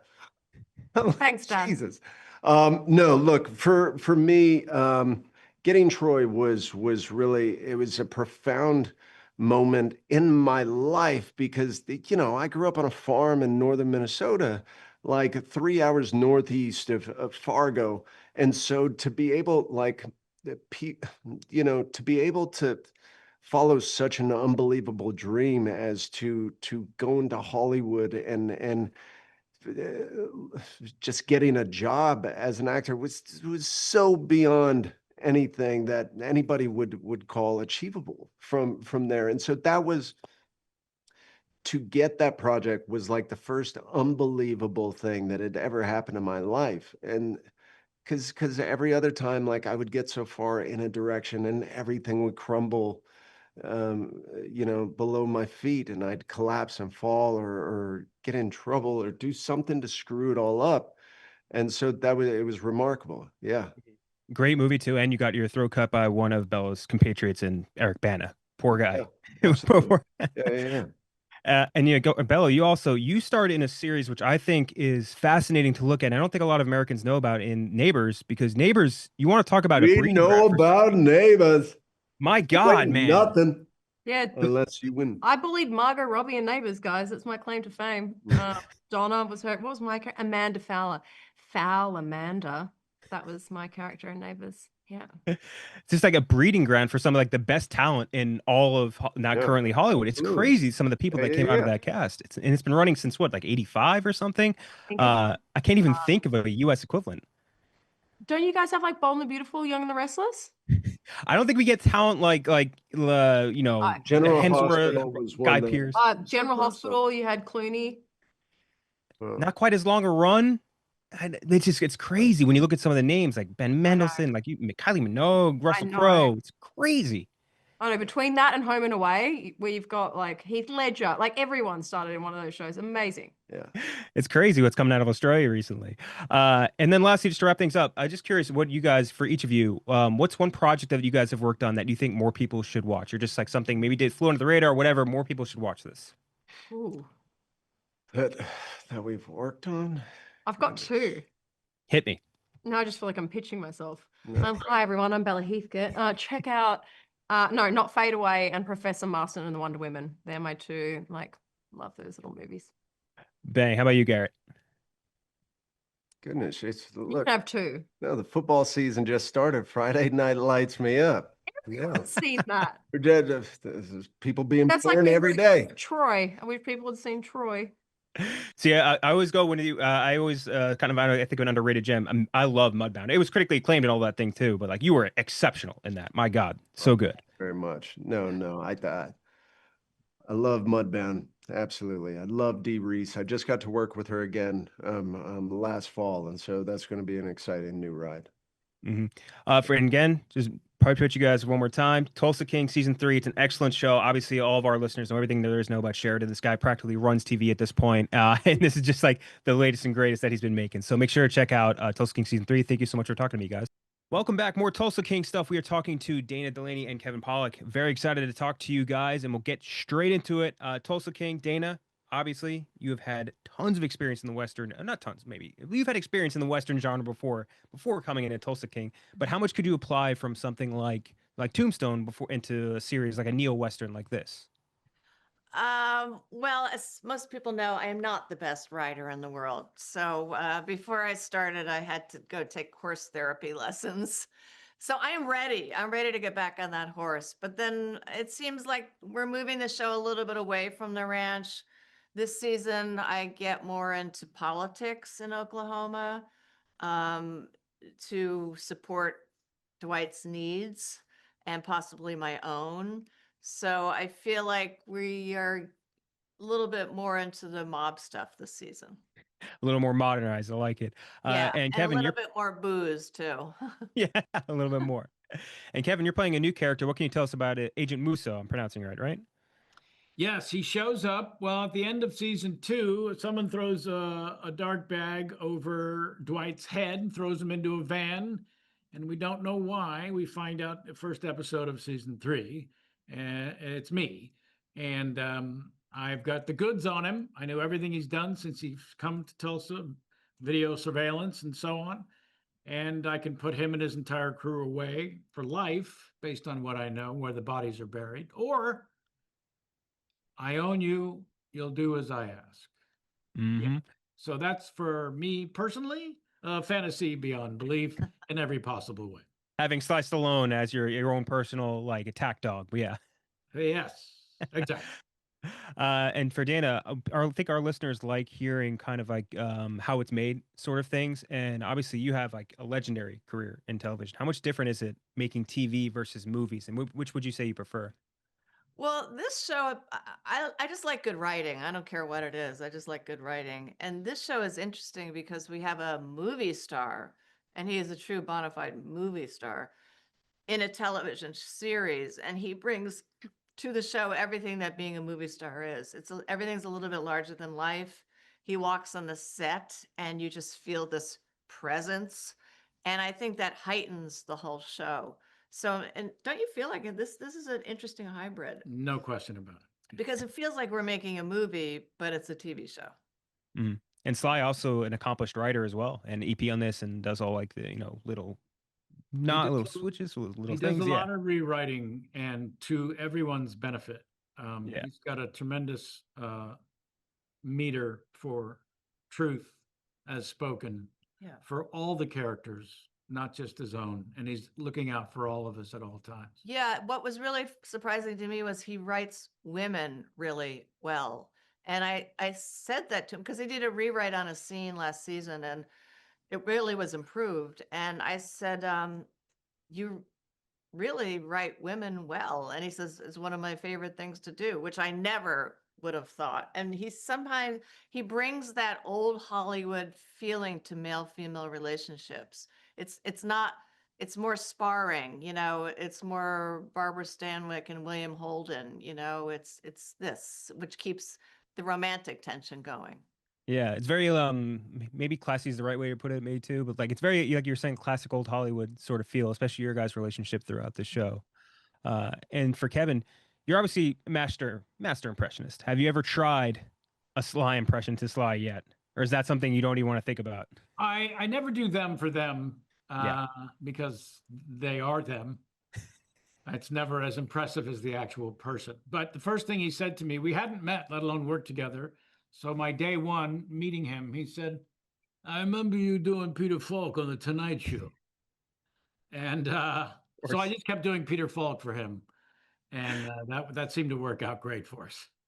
I'm curious, is there like anybody you wish you could impersonate, but like you don't have maybe the right vocal, you can't match whatever the level is? There was like one person like I wish I could do Obama. I can't do Obama. I just don't have the range for it. I wish I could, but is there one for you?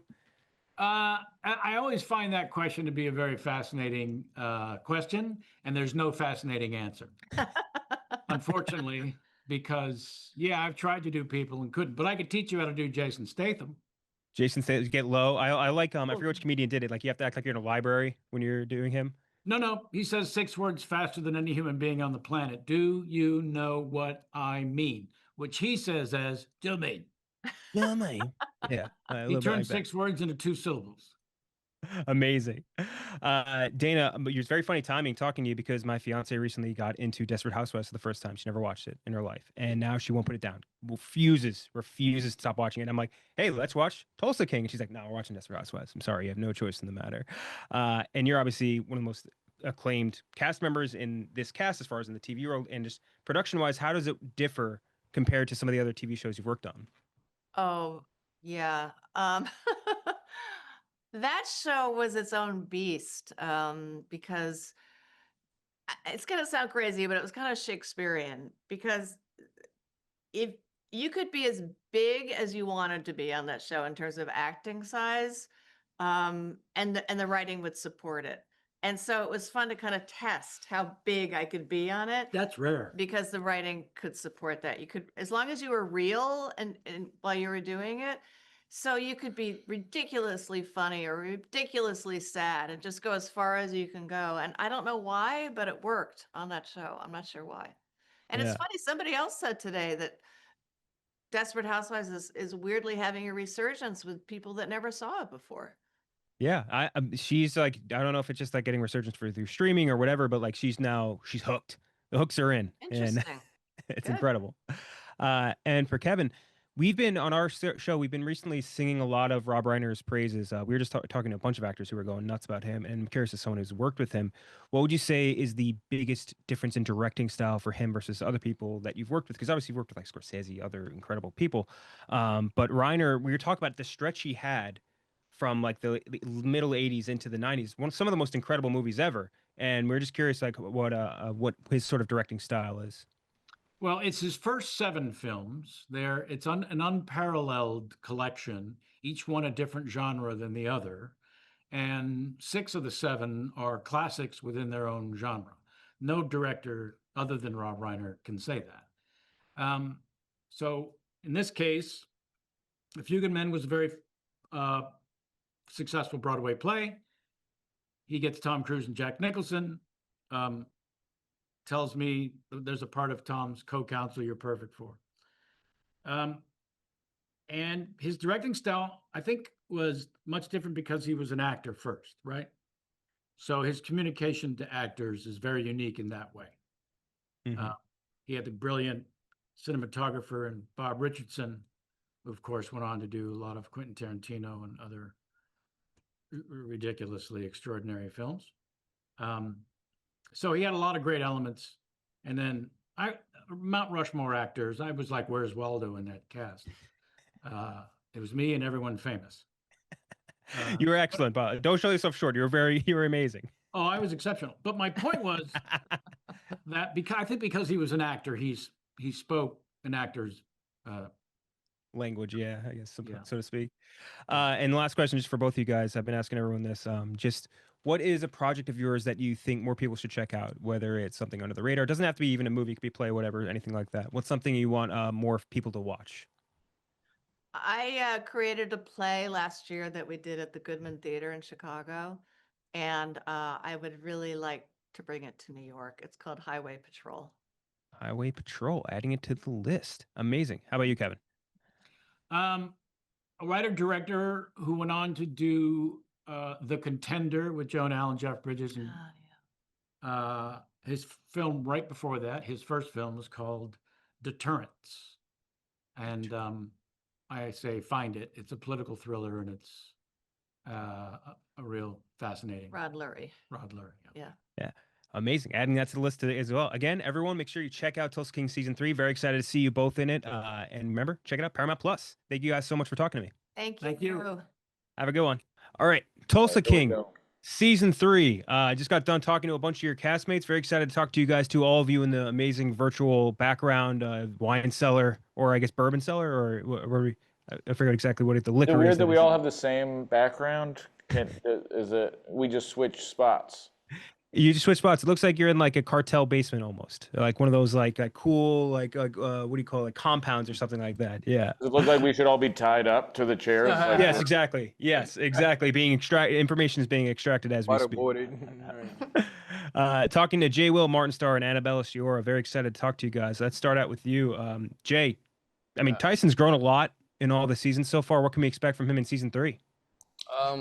Everybody wants Tyson to make mistakes, right? Everybody seems like they like to see him under pressure or something. They get it like it's like a drug to see him go through misery and get out of it. So I think, I think we can expect for more learning lessons, more fun, more funny, more humor, more bonding with characters that you wouldn't expect to work together and work well together, working great together.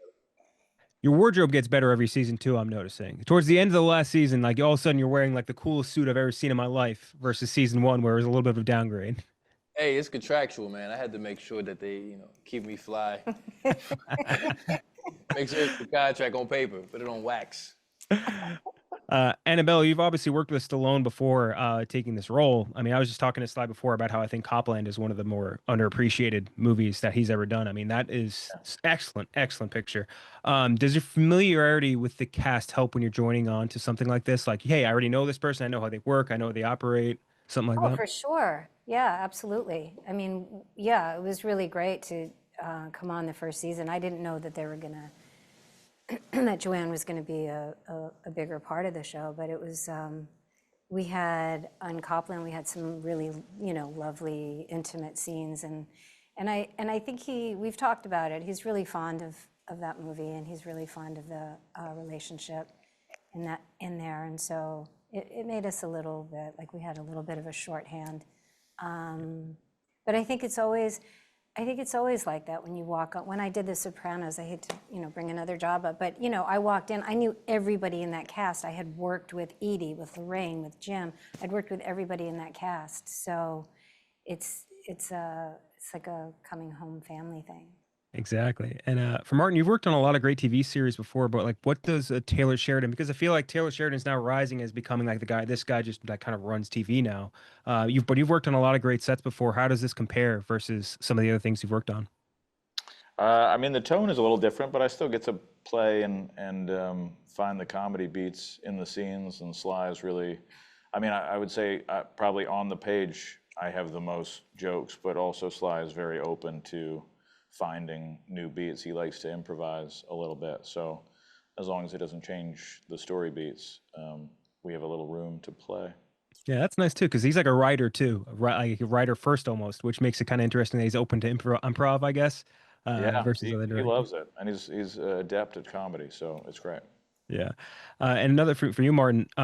So there's a scene that you're in that I always reference this when like people ask, hey, what's this random scene that made you, like a movie scene or TV scene that made you cry? There's a scene that you had in Freaks and Geeks that made me cry like a goddamn baby when I first saw it.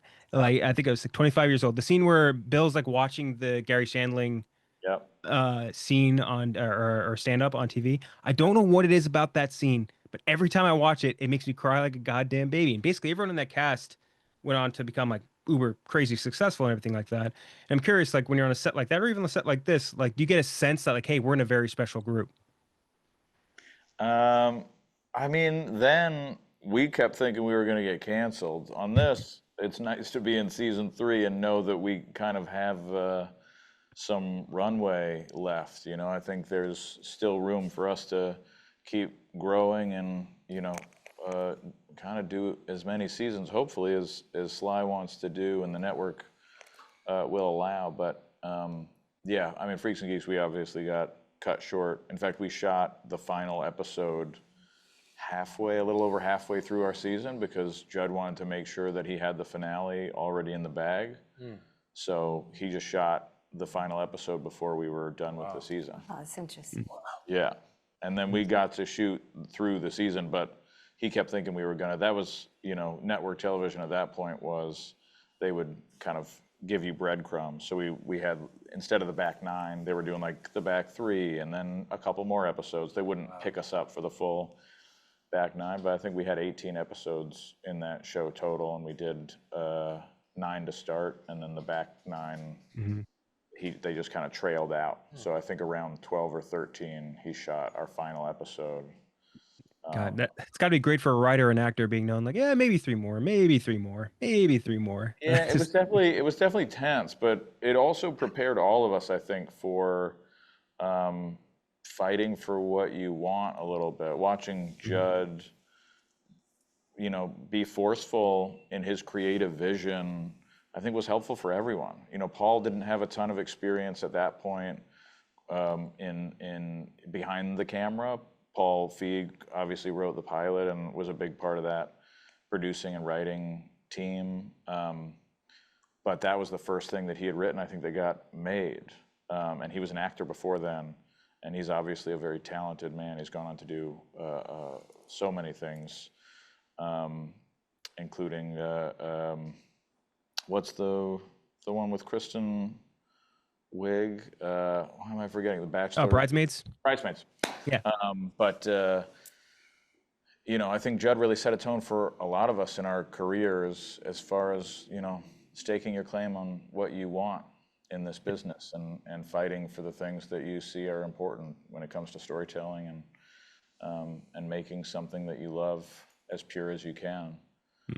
Even with the obstacles that might come up. The studio is a good example of how that has come to fruition, like those lessons Seth and Evan kind of put into a TV show where they play the studio out. Yeah. I can't even imagine the experience of that must have been miserable, but obviously the opposite case here, you guys, I mean, more like sort of like not necessarily knowing the future in that sense, but in this case, you guys kind of do know the future. It's successful. It's a fantastic show. Tulsa King is amazing, and it's part of this connected universe of the Sheridan stuff where everyone loves it. So very excited for you guys. Sorry, I wish I had more time, but we got to wrap up. So make sure you check out Tulsa King season 3. It's amazing. Thank you guys so much for talking. I feel like on this show, the fear is that you might get killed off at some point. Yes, that's the bigger fear. Similar but different. You might not get picked up for the next episode. That's right. Yeah. All right. Thank you so much, guys. All right. Thank you to the crew. I'll say I wish the junkets last longer because getting like 10 minutes with this many people it's very tough to get questions across. But thank you to all those people for talking to us, and then also, of course, Grillo was awesome, so great, and that Joey story is insane. That is like crazy that has never like come out as a news story before. That is insane. I can imagine that show. Honestly, I love Frank, but the show just does not work with Frank Grillo as Joey. And he said as much too, right? Like, that's why you asked that question, right? That's why you asked that question. Every now and then we get a good answer out of it. We get like Jake Johnson saying how he was almost cast as Andy Dwyer in Parks and Rec. Parks.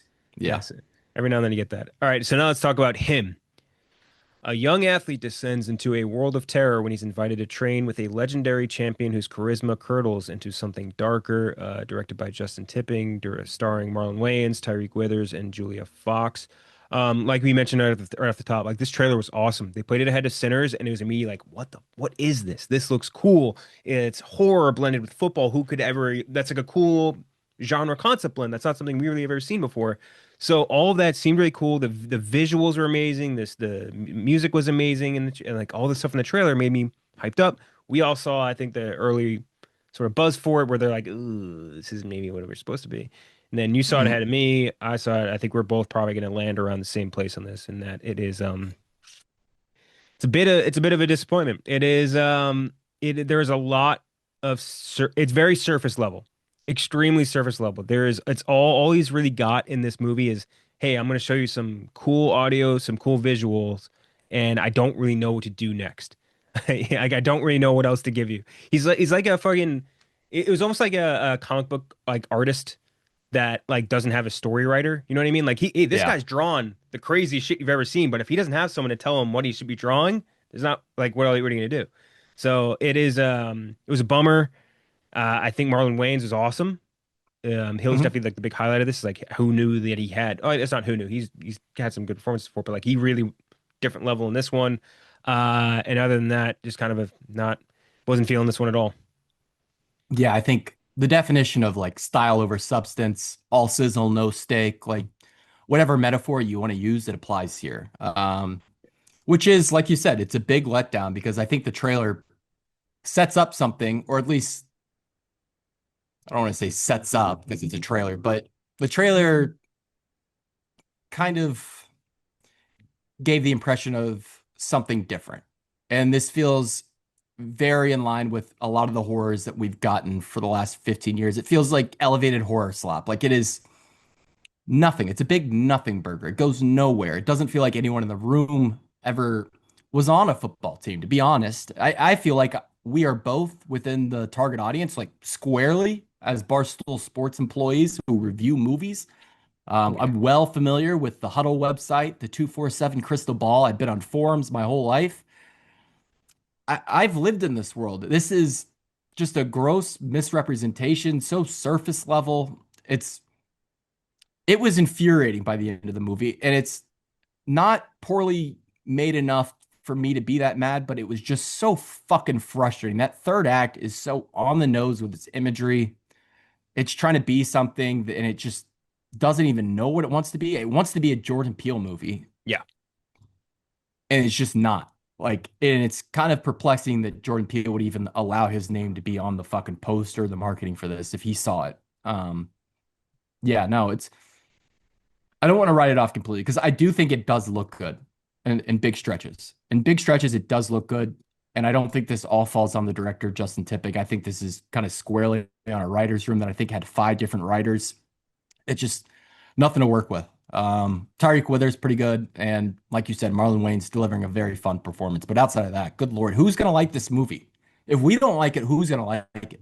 That is a great point. Like you're looking at two guys that probably put like 100 combined hours into the Tavon Austin highlight reel on YouTube. Yeah, You know what I mean? Watching like we are right there. Like we are the people that should be watching this. We like elevated horror. Like we like that. We like football. Like this should be a good mix, and it's just not. I think we could talk about a few of the things that are good. And again, Marlon Wayans, I think this isn't a performance I saw coming from him, especially at this age, like playing a believable, like, aging football star. I think he was good. Tyreek Withers also like convincing as an actual college football player, which he was. Great throwing motion. Yeah, he played receiver. He wasn't even a quarterback. Yeah, I will say it's probably one of the best throwing motions we've ever gotten on film. Yeah. There's a lot of actors that come out and cannot throw the football. He played at all. He played at Florida State, right? Like, who did he actually play with? Oh, did he really? I actually did not know this about him. Yeah, I know he played at Florida State because I remember when I looked him up after Atlanta, I learned about that. He was on Florida in what year? Or Florida State at what year? Let's see if we can find that. But anyway, but yeah, he's like you said, convincing throwing motion, which is awesome. I think visually, again, it looks cool. I think especially the interior design of the compound or whatever was really awesome. And I think like some of the needle drops are cool. Like Lemonade coming in, I thought was cool. Yeah. That was really awesome. And I think like you can almost see like there's a good movie hidden in here. You know what I mean? Oh yeah. It's definitely one of those movies where you go in, you're like, there is definitely something here. And I don't know if you could recut it into a good movie. I don't know if there's just like, oh, the editing room is fucked up, blah, blah, blah. Like, I don't know if that was the case. But like, there is definitely something interesting here. But it just never really came to fruition, I would say. Was there anything that you liked, though, other than that? Yeah, it does strangely feel like it's hacked to pieces, also.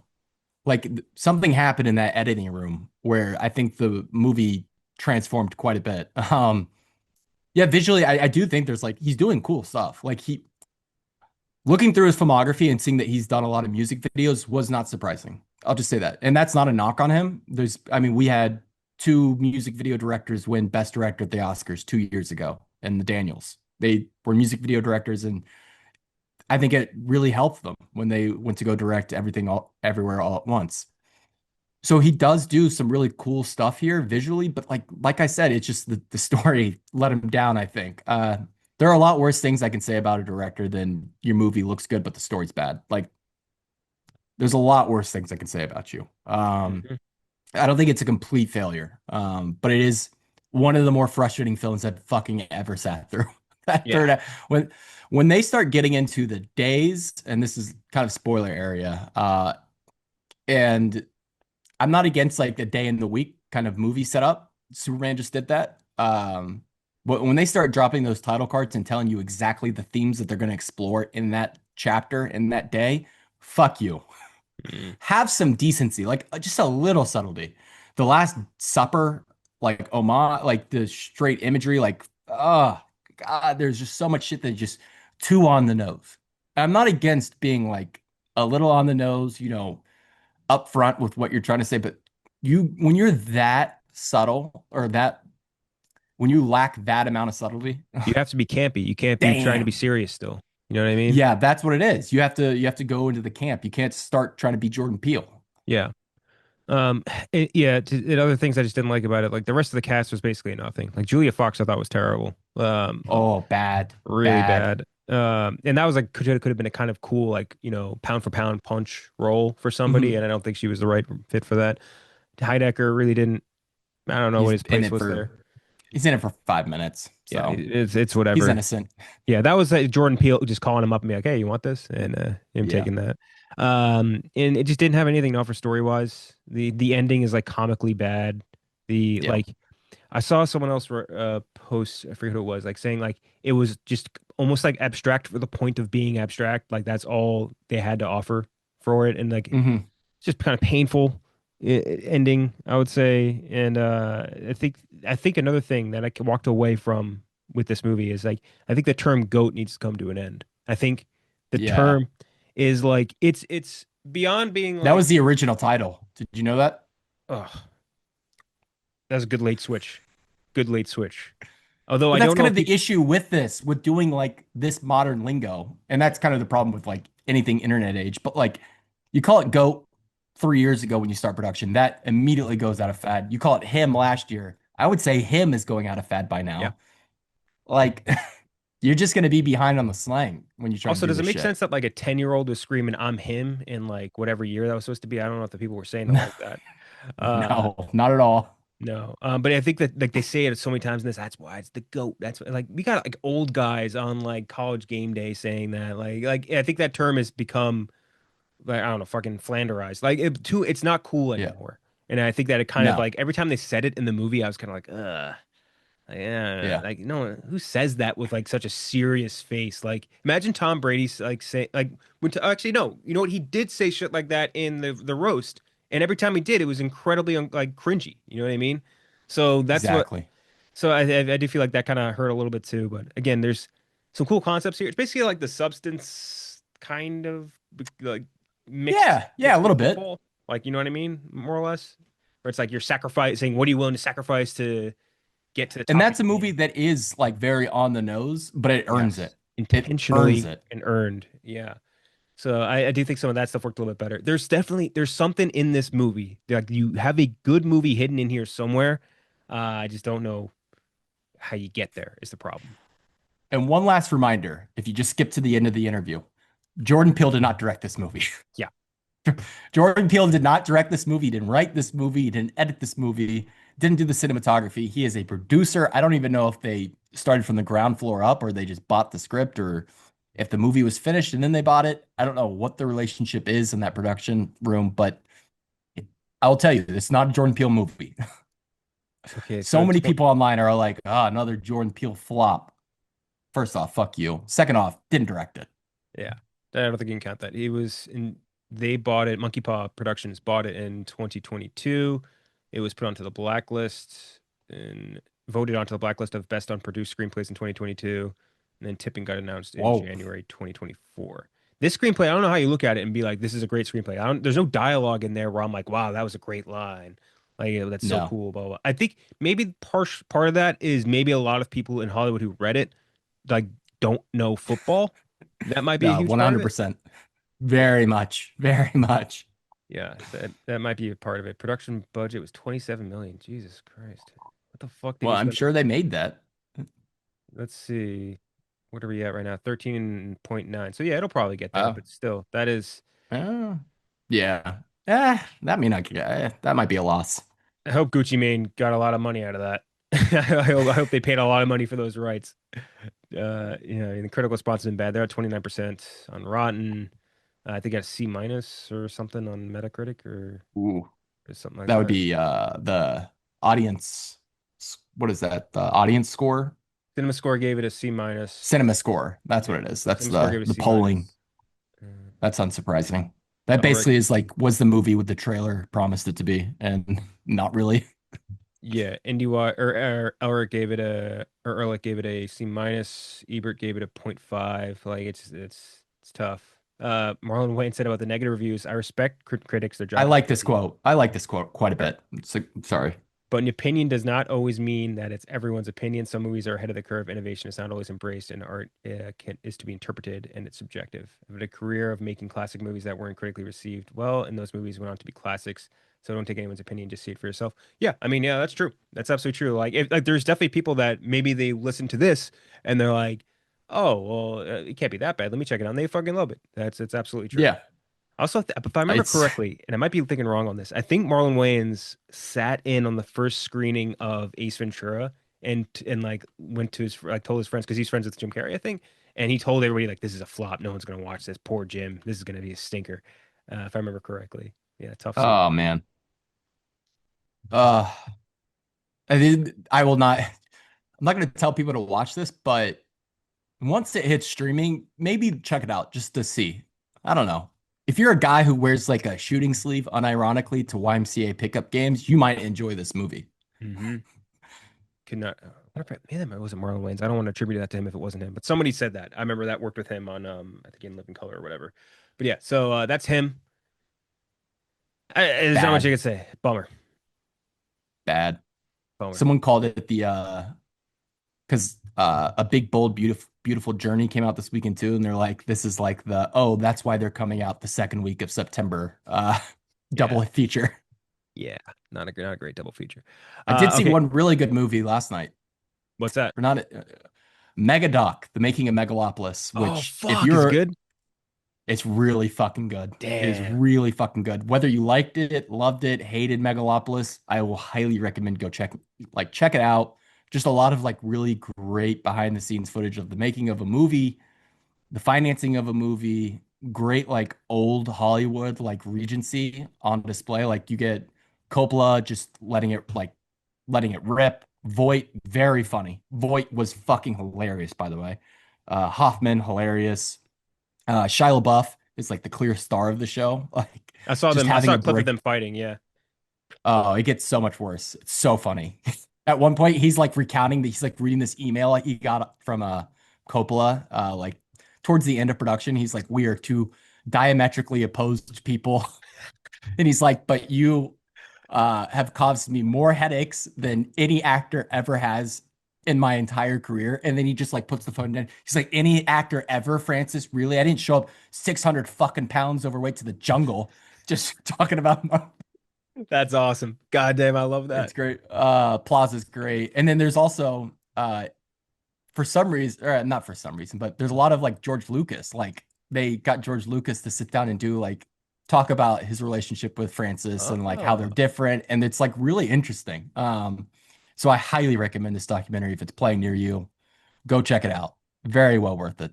I love that. I need to check that out. That's so fucking cool. The clips were killing me when I was seeing another one of them. I'm like they're just so screaming funny. at Coppola. Yeah. Aubrey Plaza is like the only person who's on Francis's wavelength. Like the only person who really gets Francis is Aubrey Plaza, which makes the whole situation even funnier. Like Dustin is like, again, like Star Platinum or some shit, like Platinum Wow. Platinum Wow. Yeah, sorry. Damn. How can I forget? It was great. So dumb. Okay, so now we're gonna do our NFL player comps. This is kind of a fun exercise. I responded to someone on Twitter about it a while ago when they were just talking about like they're saying XYZ actor is a system quarterback, and I was like, that's kind of a fun idea to think about. So we're gonna do our own NFL player comps. So who thinks should go first? You want to go first? I can go first. Yeah, pulling up my list. All right, let's start easy. Joe Burrow is actor comp. Timothy Chalamet. Ooh.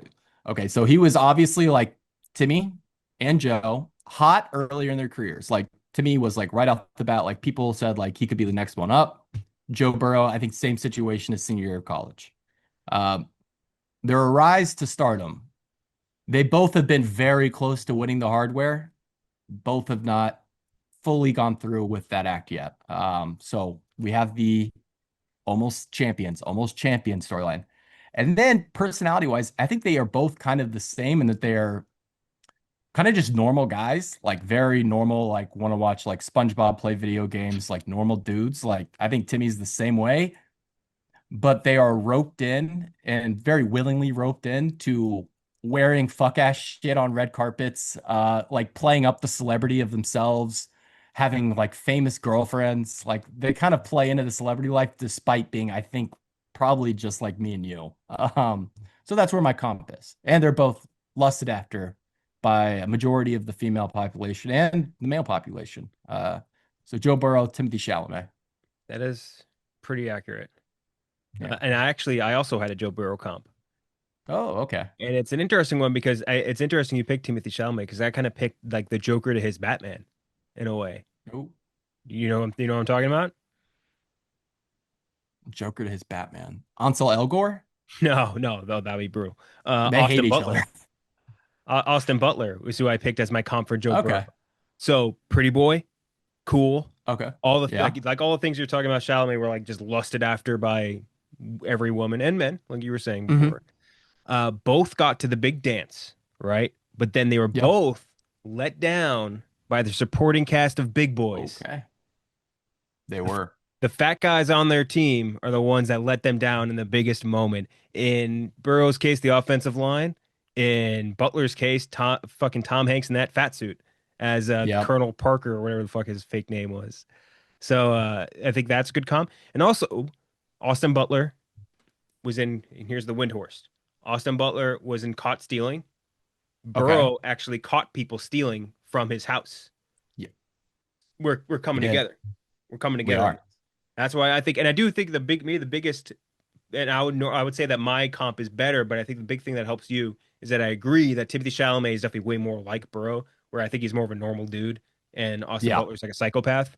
So I do think that helps a little bit. He's a wide receiver mentality. Herbert's getting into this category too, where that man showed up in a very nice white T-shirt and jeans, which he tried to make seem subtle, but those are designer. That's a designer shirt. That's a designer shirt. Those are designer jeans. He's got a new haircut. Like, dude, he's got a famous girlfriend. All he would ever wear is sponsored shit Nike would send him. He would wear Nike sweatpants, Nike shirt every single game, and now he's wearing like fucking Justin Bieber outfit. It's so fun, so transparent, but it's awesome. Stardom comes for us all. Listen. Yeah. But here's the thing, and this I think this is maybe even a better comp than I only just thought of. Is Austin Butler is a wide receiver mentality for sure.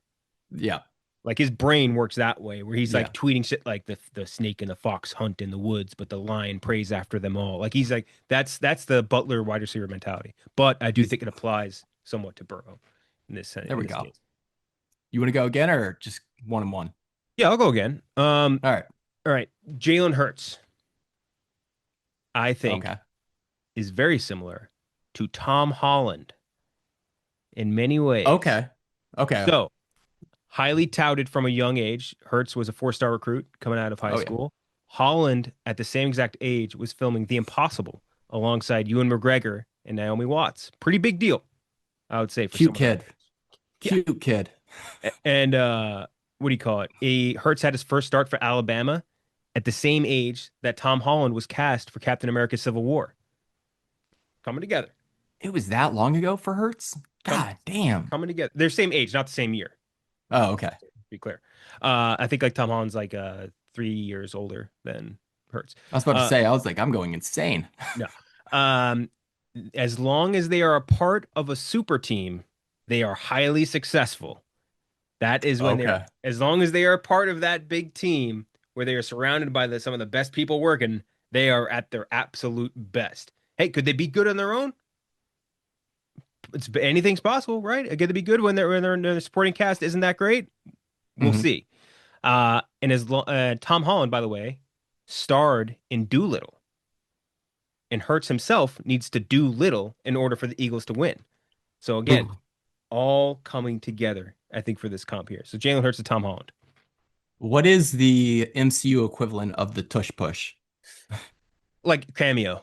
Like it's just Avengers Assemble? Yeah, like just no, basically. not even that. Like literally the post credits. Like here's Merpo Okay. Blurpo. That's their tush push. Just like it's just like unbeatable. Like they just no matter what, if you give them a good cameo at the very end, a good little post credit, like Here's Harry people will leave the Styles and a theater. fucking gnome, and they're like, whoa. Whoa, I love the Eternals. Yeah, Yeah. exactly. No, that's good. I like that one. That's a lot more creative than I'm about to be with the next one, which is Jamar Chase as Saoirse Ronan, which is this is purely accolade. Just they are just the youngest to certain numbers at certain points, like undisputed, the best in their class. And I think Saoirse Ronan had some competition, and I think Jamar Chase does have competition. I think they both do, to be fair. Like, but I think there was a class of actresses around Saoirse Ronan, of like Florence Pugh, and it's kind of basically the Little Women cast, with like maybe add in some Emma Stone, who's slightly older, but still kind of in that area. Saoirse Ronan, though, getting like 3 Oscar noms by the age of 25, fucking insane. And Jamar is the same way for me, like just young and just doing things we've never seen before. Now, will he get the hardware? Which Saoirse also has not. I don't know. I really don't. But the early careers are promising. I will maybe a good comp for him too might or for Chase or Saoirse Ronan anyway might be Lamar Jackson. Like immediate Yeah. success from a young age, immediate success like once they get into the big field and like completely just taking over versus like all their Mhm. contemporaries in their field. Like 2 MVPs by the time he was like what 27 or something like that. Like 20, like it's crazy. Who? Lamar's? Yeah. Lamar won an MVP when he was like 22. Yeah, so he's like two MVPs by the time he's like 26 then, I think. Like it's crazy. And like that might Yeah. be a good comp. Also for Chase, like Saoirse Ronan like basically stepping onto the field and then like This also immediately plays into the Chalamet Saoirse relationship where they are best friends. And I needed them to be best friends. I need Jamar and Joe to be best friends. I think her stepping onto the field and immediately like not to borrow a younger phrase, but like mogging everybody more or less, like do like Yeah. taking over in like a movie like Little Women where like Florence Pugh's in it and she's just like running laps around people. And like Yeah. think about that with Chase too. Same thing in the NFL, also in college. Like he did the same thing to like Justin Jefferson. Like Yep. yeah, he's I like that. It's a good comp. Um my next one is Tyrod Taylor and a little Okay. guy by the name of Stuart Townsend. So Stuart Townsend, if you don't know, he was cast to Lord of the Rings and then replaced by Viggo Mortensen Ah, within the first month of filming. He was cast as Fandral in Thor and then replaced by Josh Dallas. This guy, wherever he goes, he gets replaced by a different actor. And I think that's what's happened to Tyrod. He goes to the Browns, gets replaced by Baker. Goes to the Chargers, gets replaced by Herbert. Even technically, if you want to go to the Bills, like they let him go because they were planning on drafting a quarterback and Josh Allen in this case. So like everywhere he goes, he just steps in, gets replaced. So I think that you could apply that to Stuart Townsend. Poor guy got replaced, all for good reasons too. I mean, it did numbers for Lord of the Rings. yeah. I mean, how is Townsend's ball security? Like, does he turn the ball over? No, It this is has a to be good comp. severely low because he was in what I do League of like Extraordinary Gentlemen. for Tyrod, I will just not to get too off movie talk, but good Lord, it just shows if you can just hand the ball off and not throw interceptions and just be a normal guy in the locker room, you have a job for life in the NFL. Like Mm-hmm. if you can get like 2 starting years as a quarterback, you don't even have to be great. You can lose your starting job, but if you're just a normal guy about it and don't throw interceptions when you come in off the bench, you're fine. You're You're gonna have a golden. job. You're absolutely golden. So that's Tyrod for me. Poor guy, Stuart Townsend. He lost out on Lord of the Rings, but got League of Extraordinary Gentlemen. Dorian Gray, what a role! God. All right, next up, I'm just staying on the Bengals, by the way. T. Higgins. We're going with Florence Pugh. Oh wow, you doing the same comp I just made with Little Women, yeah? Yes. No, it's on the list. It's on the list. Florence Pugh. Would be the number one option if it wasn't for Saoirse Ronan on the same team. And T. Higgins, just a beautiful man. I don't Just think I beautiful. can't even think of what T. Higgins looks like. He's very handsome. Oh yeah, that's a handsome guy. Yeah. Never causes any problems. Looks Also good in supported by Timmy orange. Chalamet, good friends. Also supported by Timmy Chalamet. Yeah, no, I was running thin here. But I wanted to get T on the board. So T. Higgins, Florence Pugh. T. Higgins. My next one, Shedeur Sanders. Shedeur Sanders, my comp is Jaden Smith. Famous, flashy dad. Yeah, this is like dead on.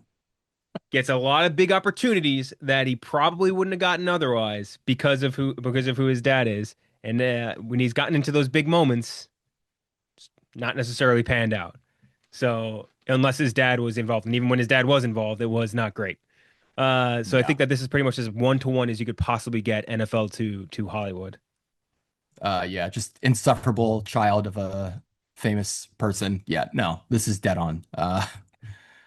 By the way, that Will Smith movie, how about that? I'm just kidding. Will Smith. But yeah, no, Jaden Smith is like just by far one of the most insufferable child stars I think I've ever sat through watching their like rise and fall of. Good Lord. Realize. God, what a fucking moron. The It'd be funniest so thing he fun ever to be- did was It'd be so fun to be that stupid and just be rich. Like, God damn, just be that dumb. Ugh. one of the funniest things that he's ever done is like he didn't even do it. It was when they tattooed him to Sal in Impractical Jokers. Is that the like when he couldn't see it? Yeah. Yeah. Yeah, I That's think you what he told got me to about this see. one. But yeah, that's my comp. You're going next. Trey Hendrickson. We're gonna go with Laura Dern.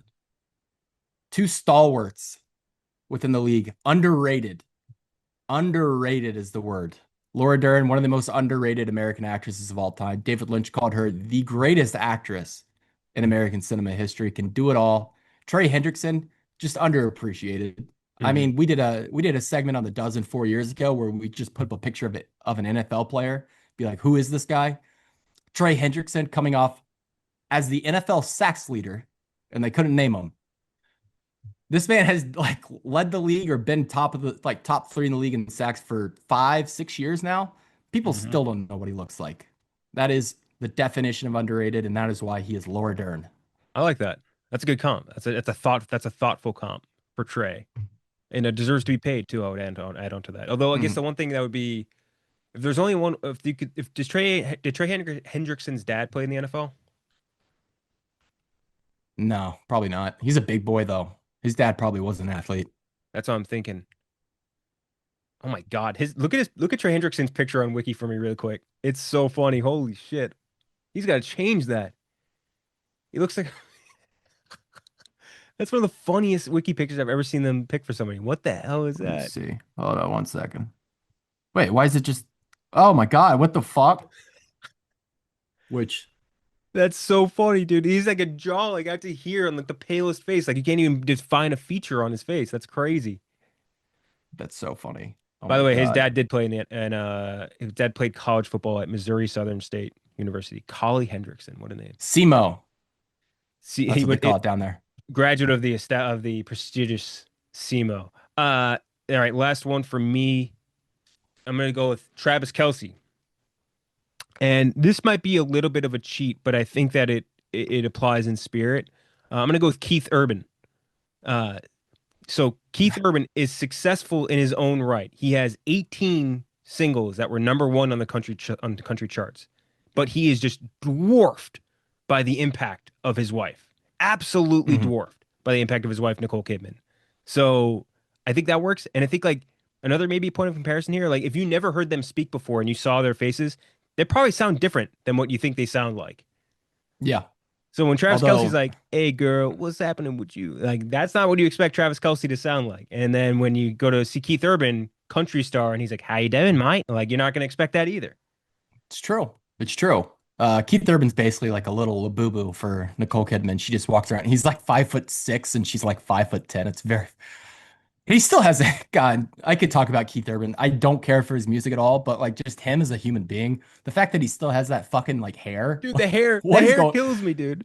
It's still go like it's so 2004, and he just never let it go. It's like it's beautiful hair, but the highlights, like it's so funny. I It's don't know. so fucking bad, dude. Something about him that, yeah, and then yeah, that's a really good comp. He like Travis Kelce is so.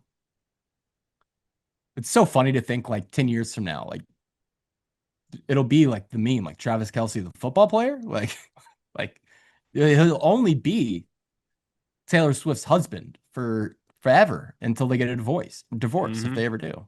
Um, Dude, no, I feel for him. But also, you know what's funny also too? he's lost the black scent. Yes, They've it's reformed him. slowly reverted away from it a little, like as the years have gone by. Yeah, since the dating show. When you watch that dating show he did, like he just sounds, it's bad. It's bad. It's terrible.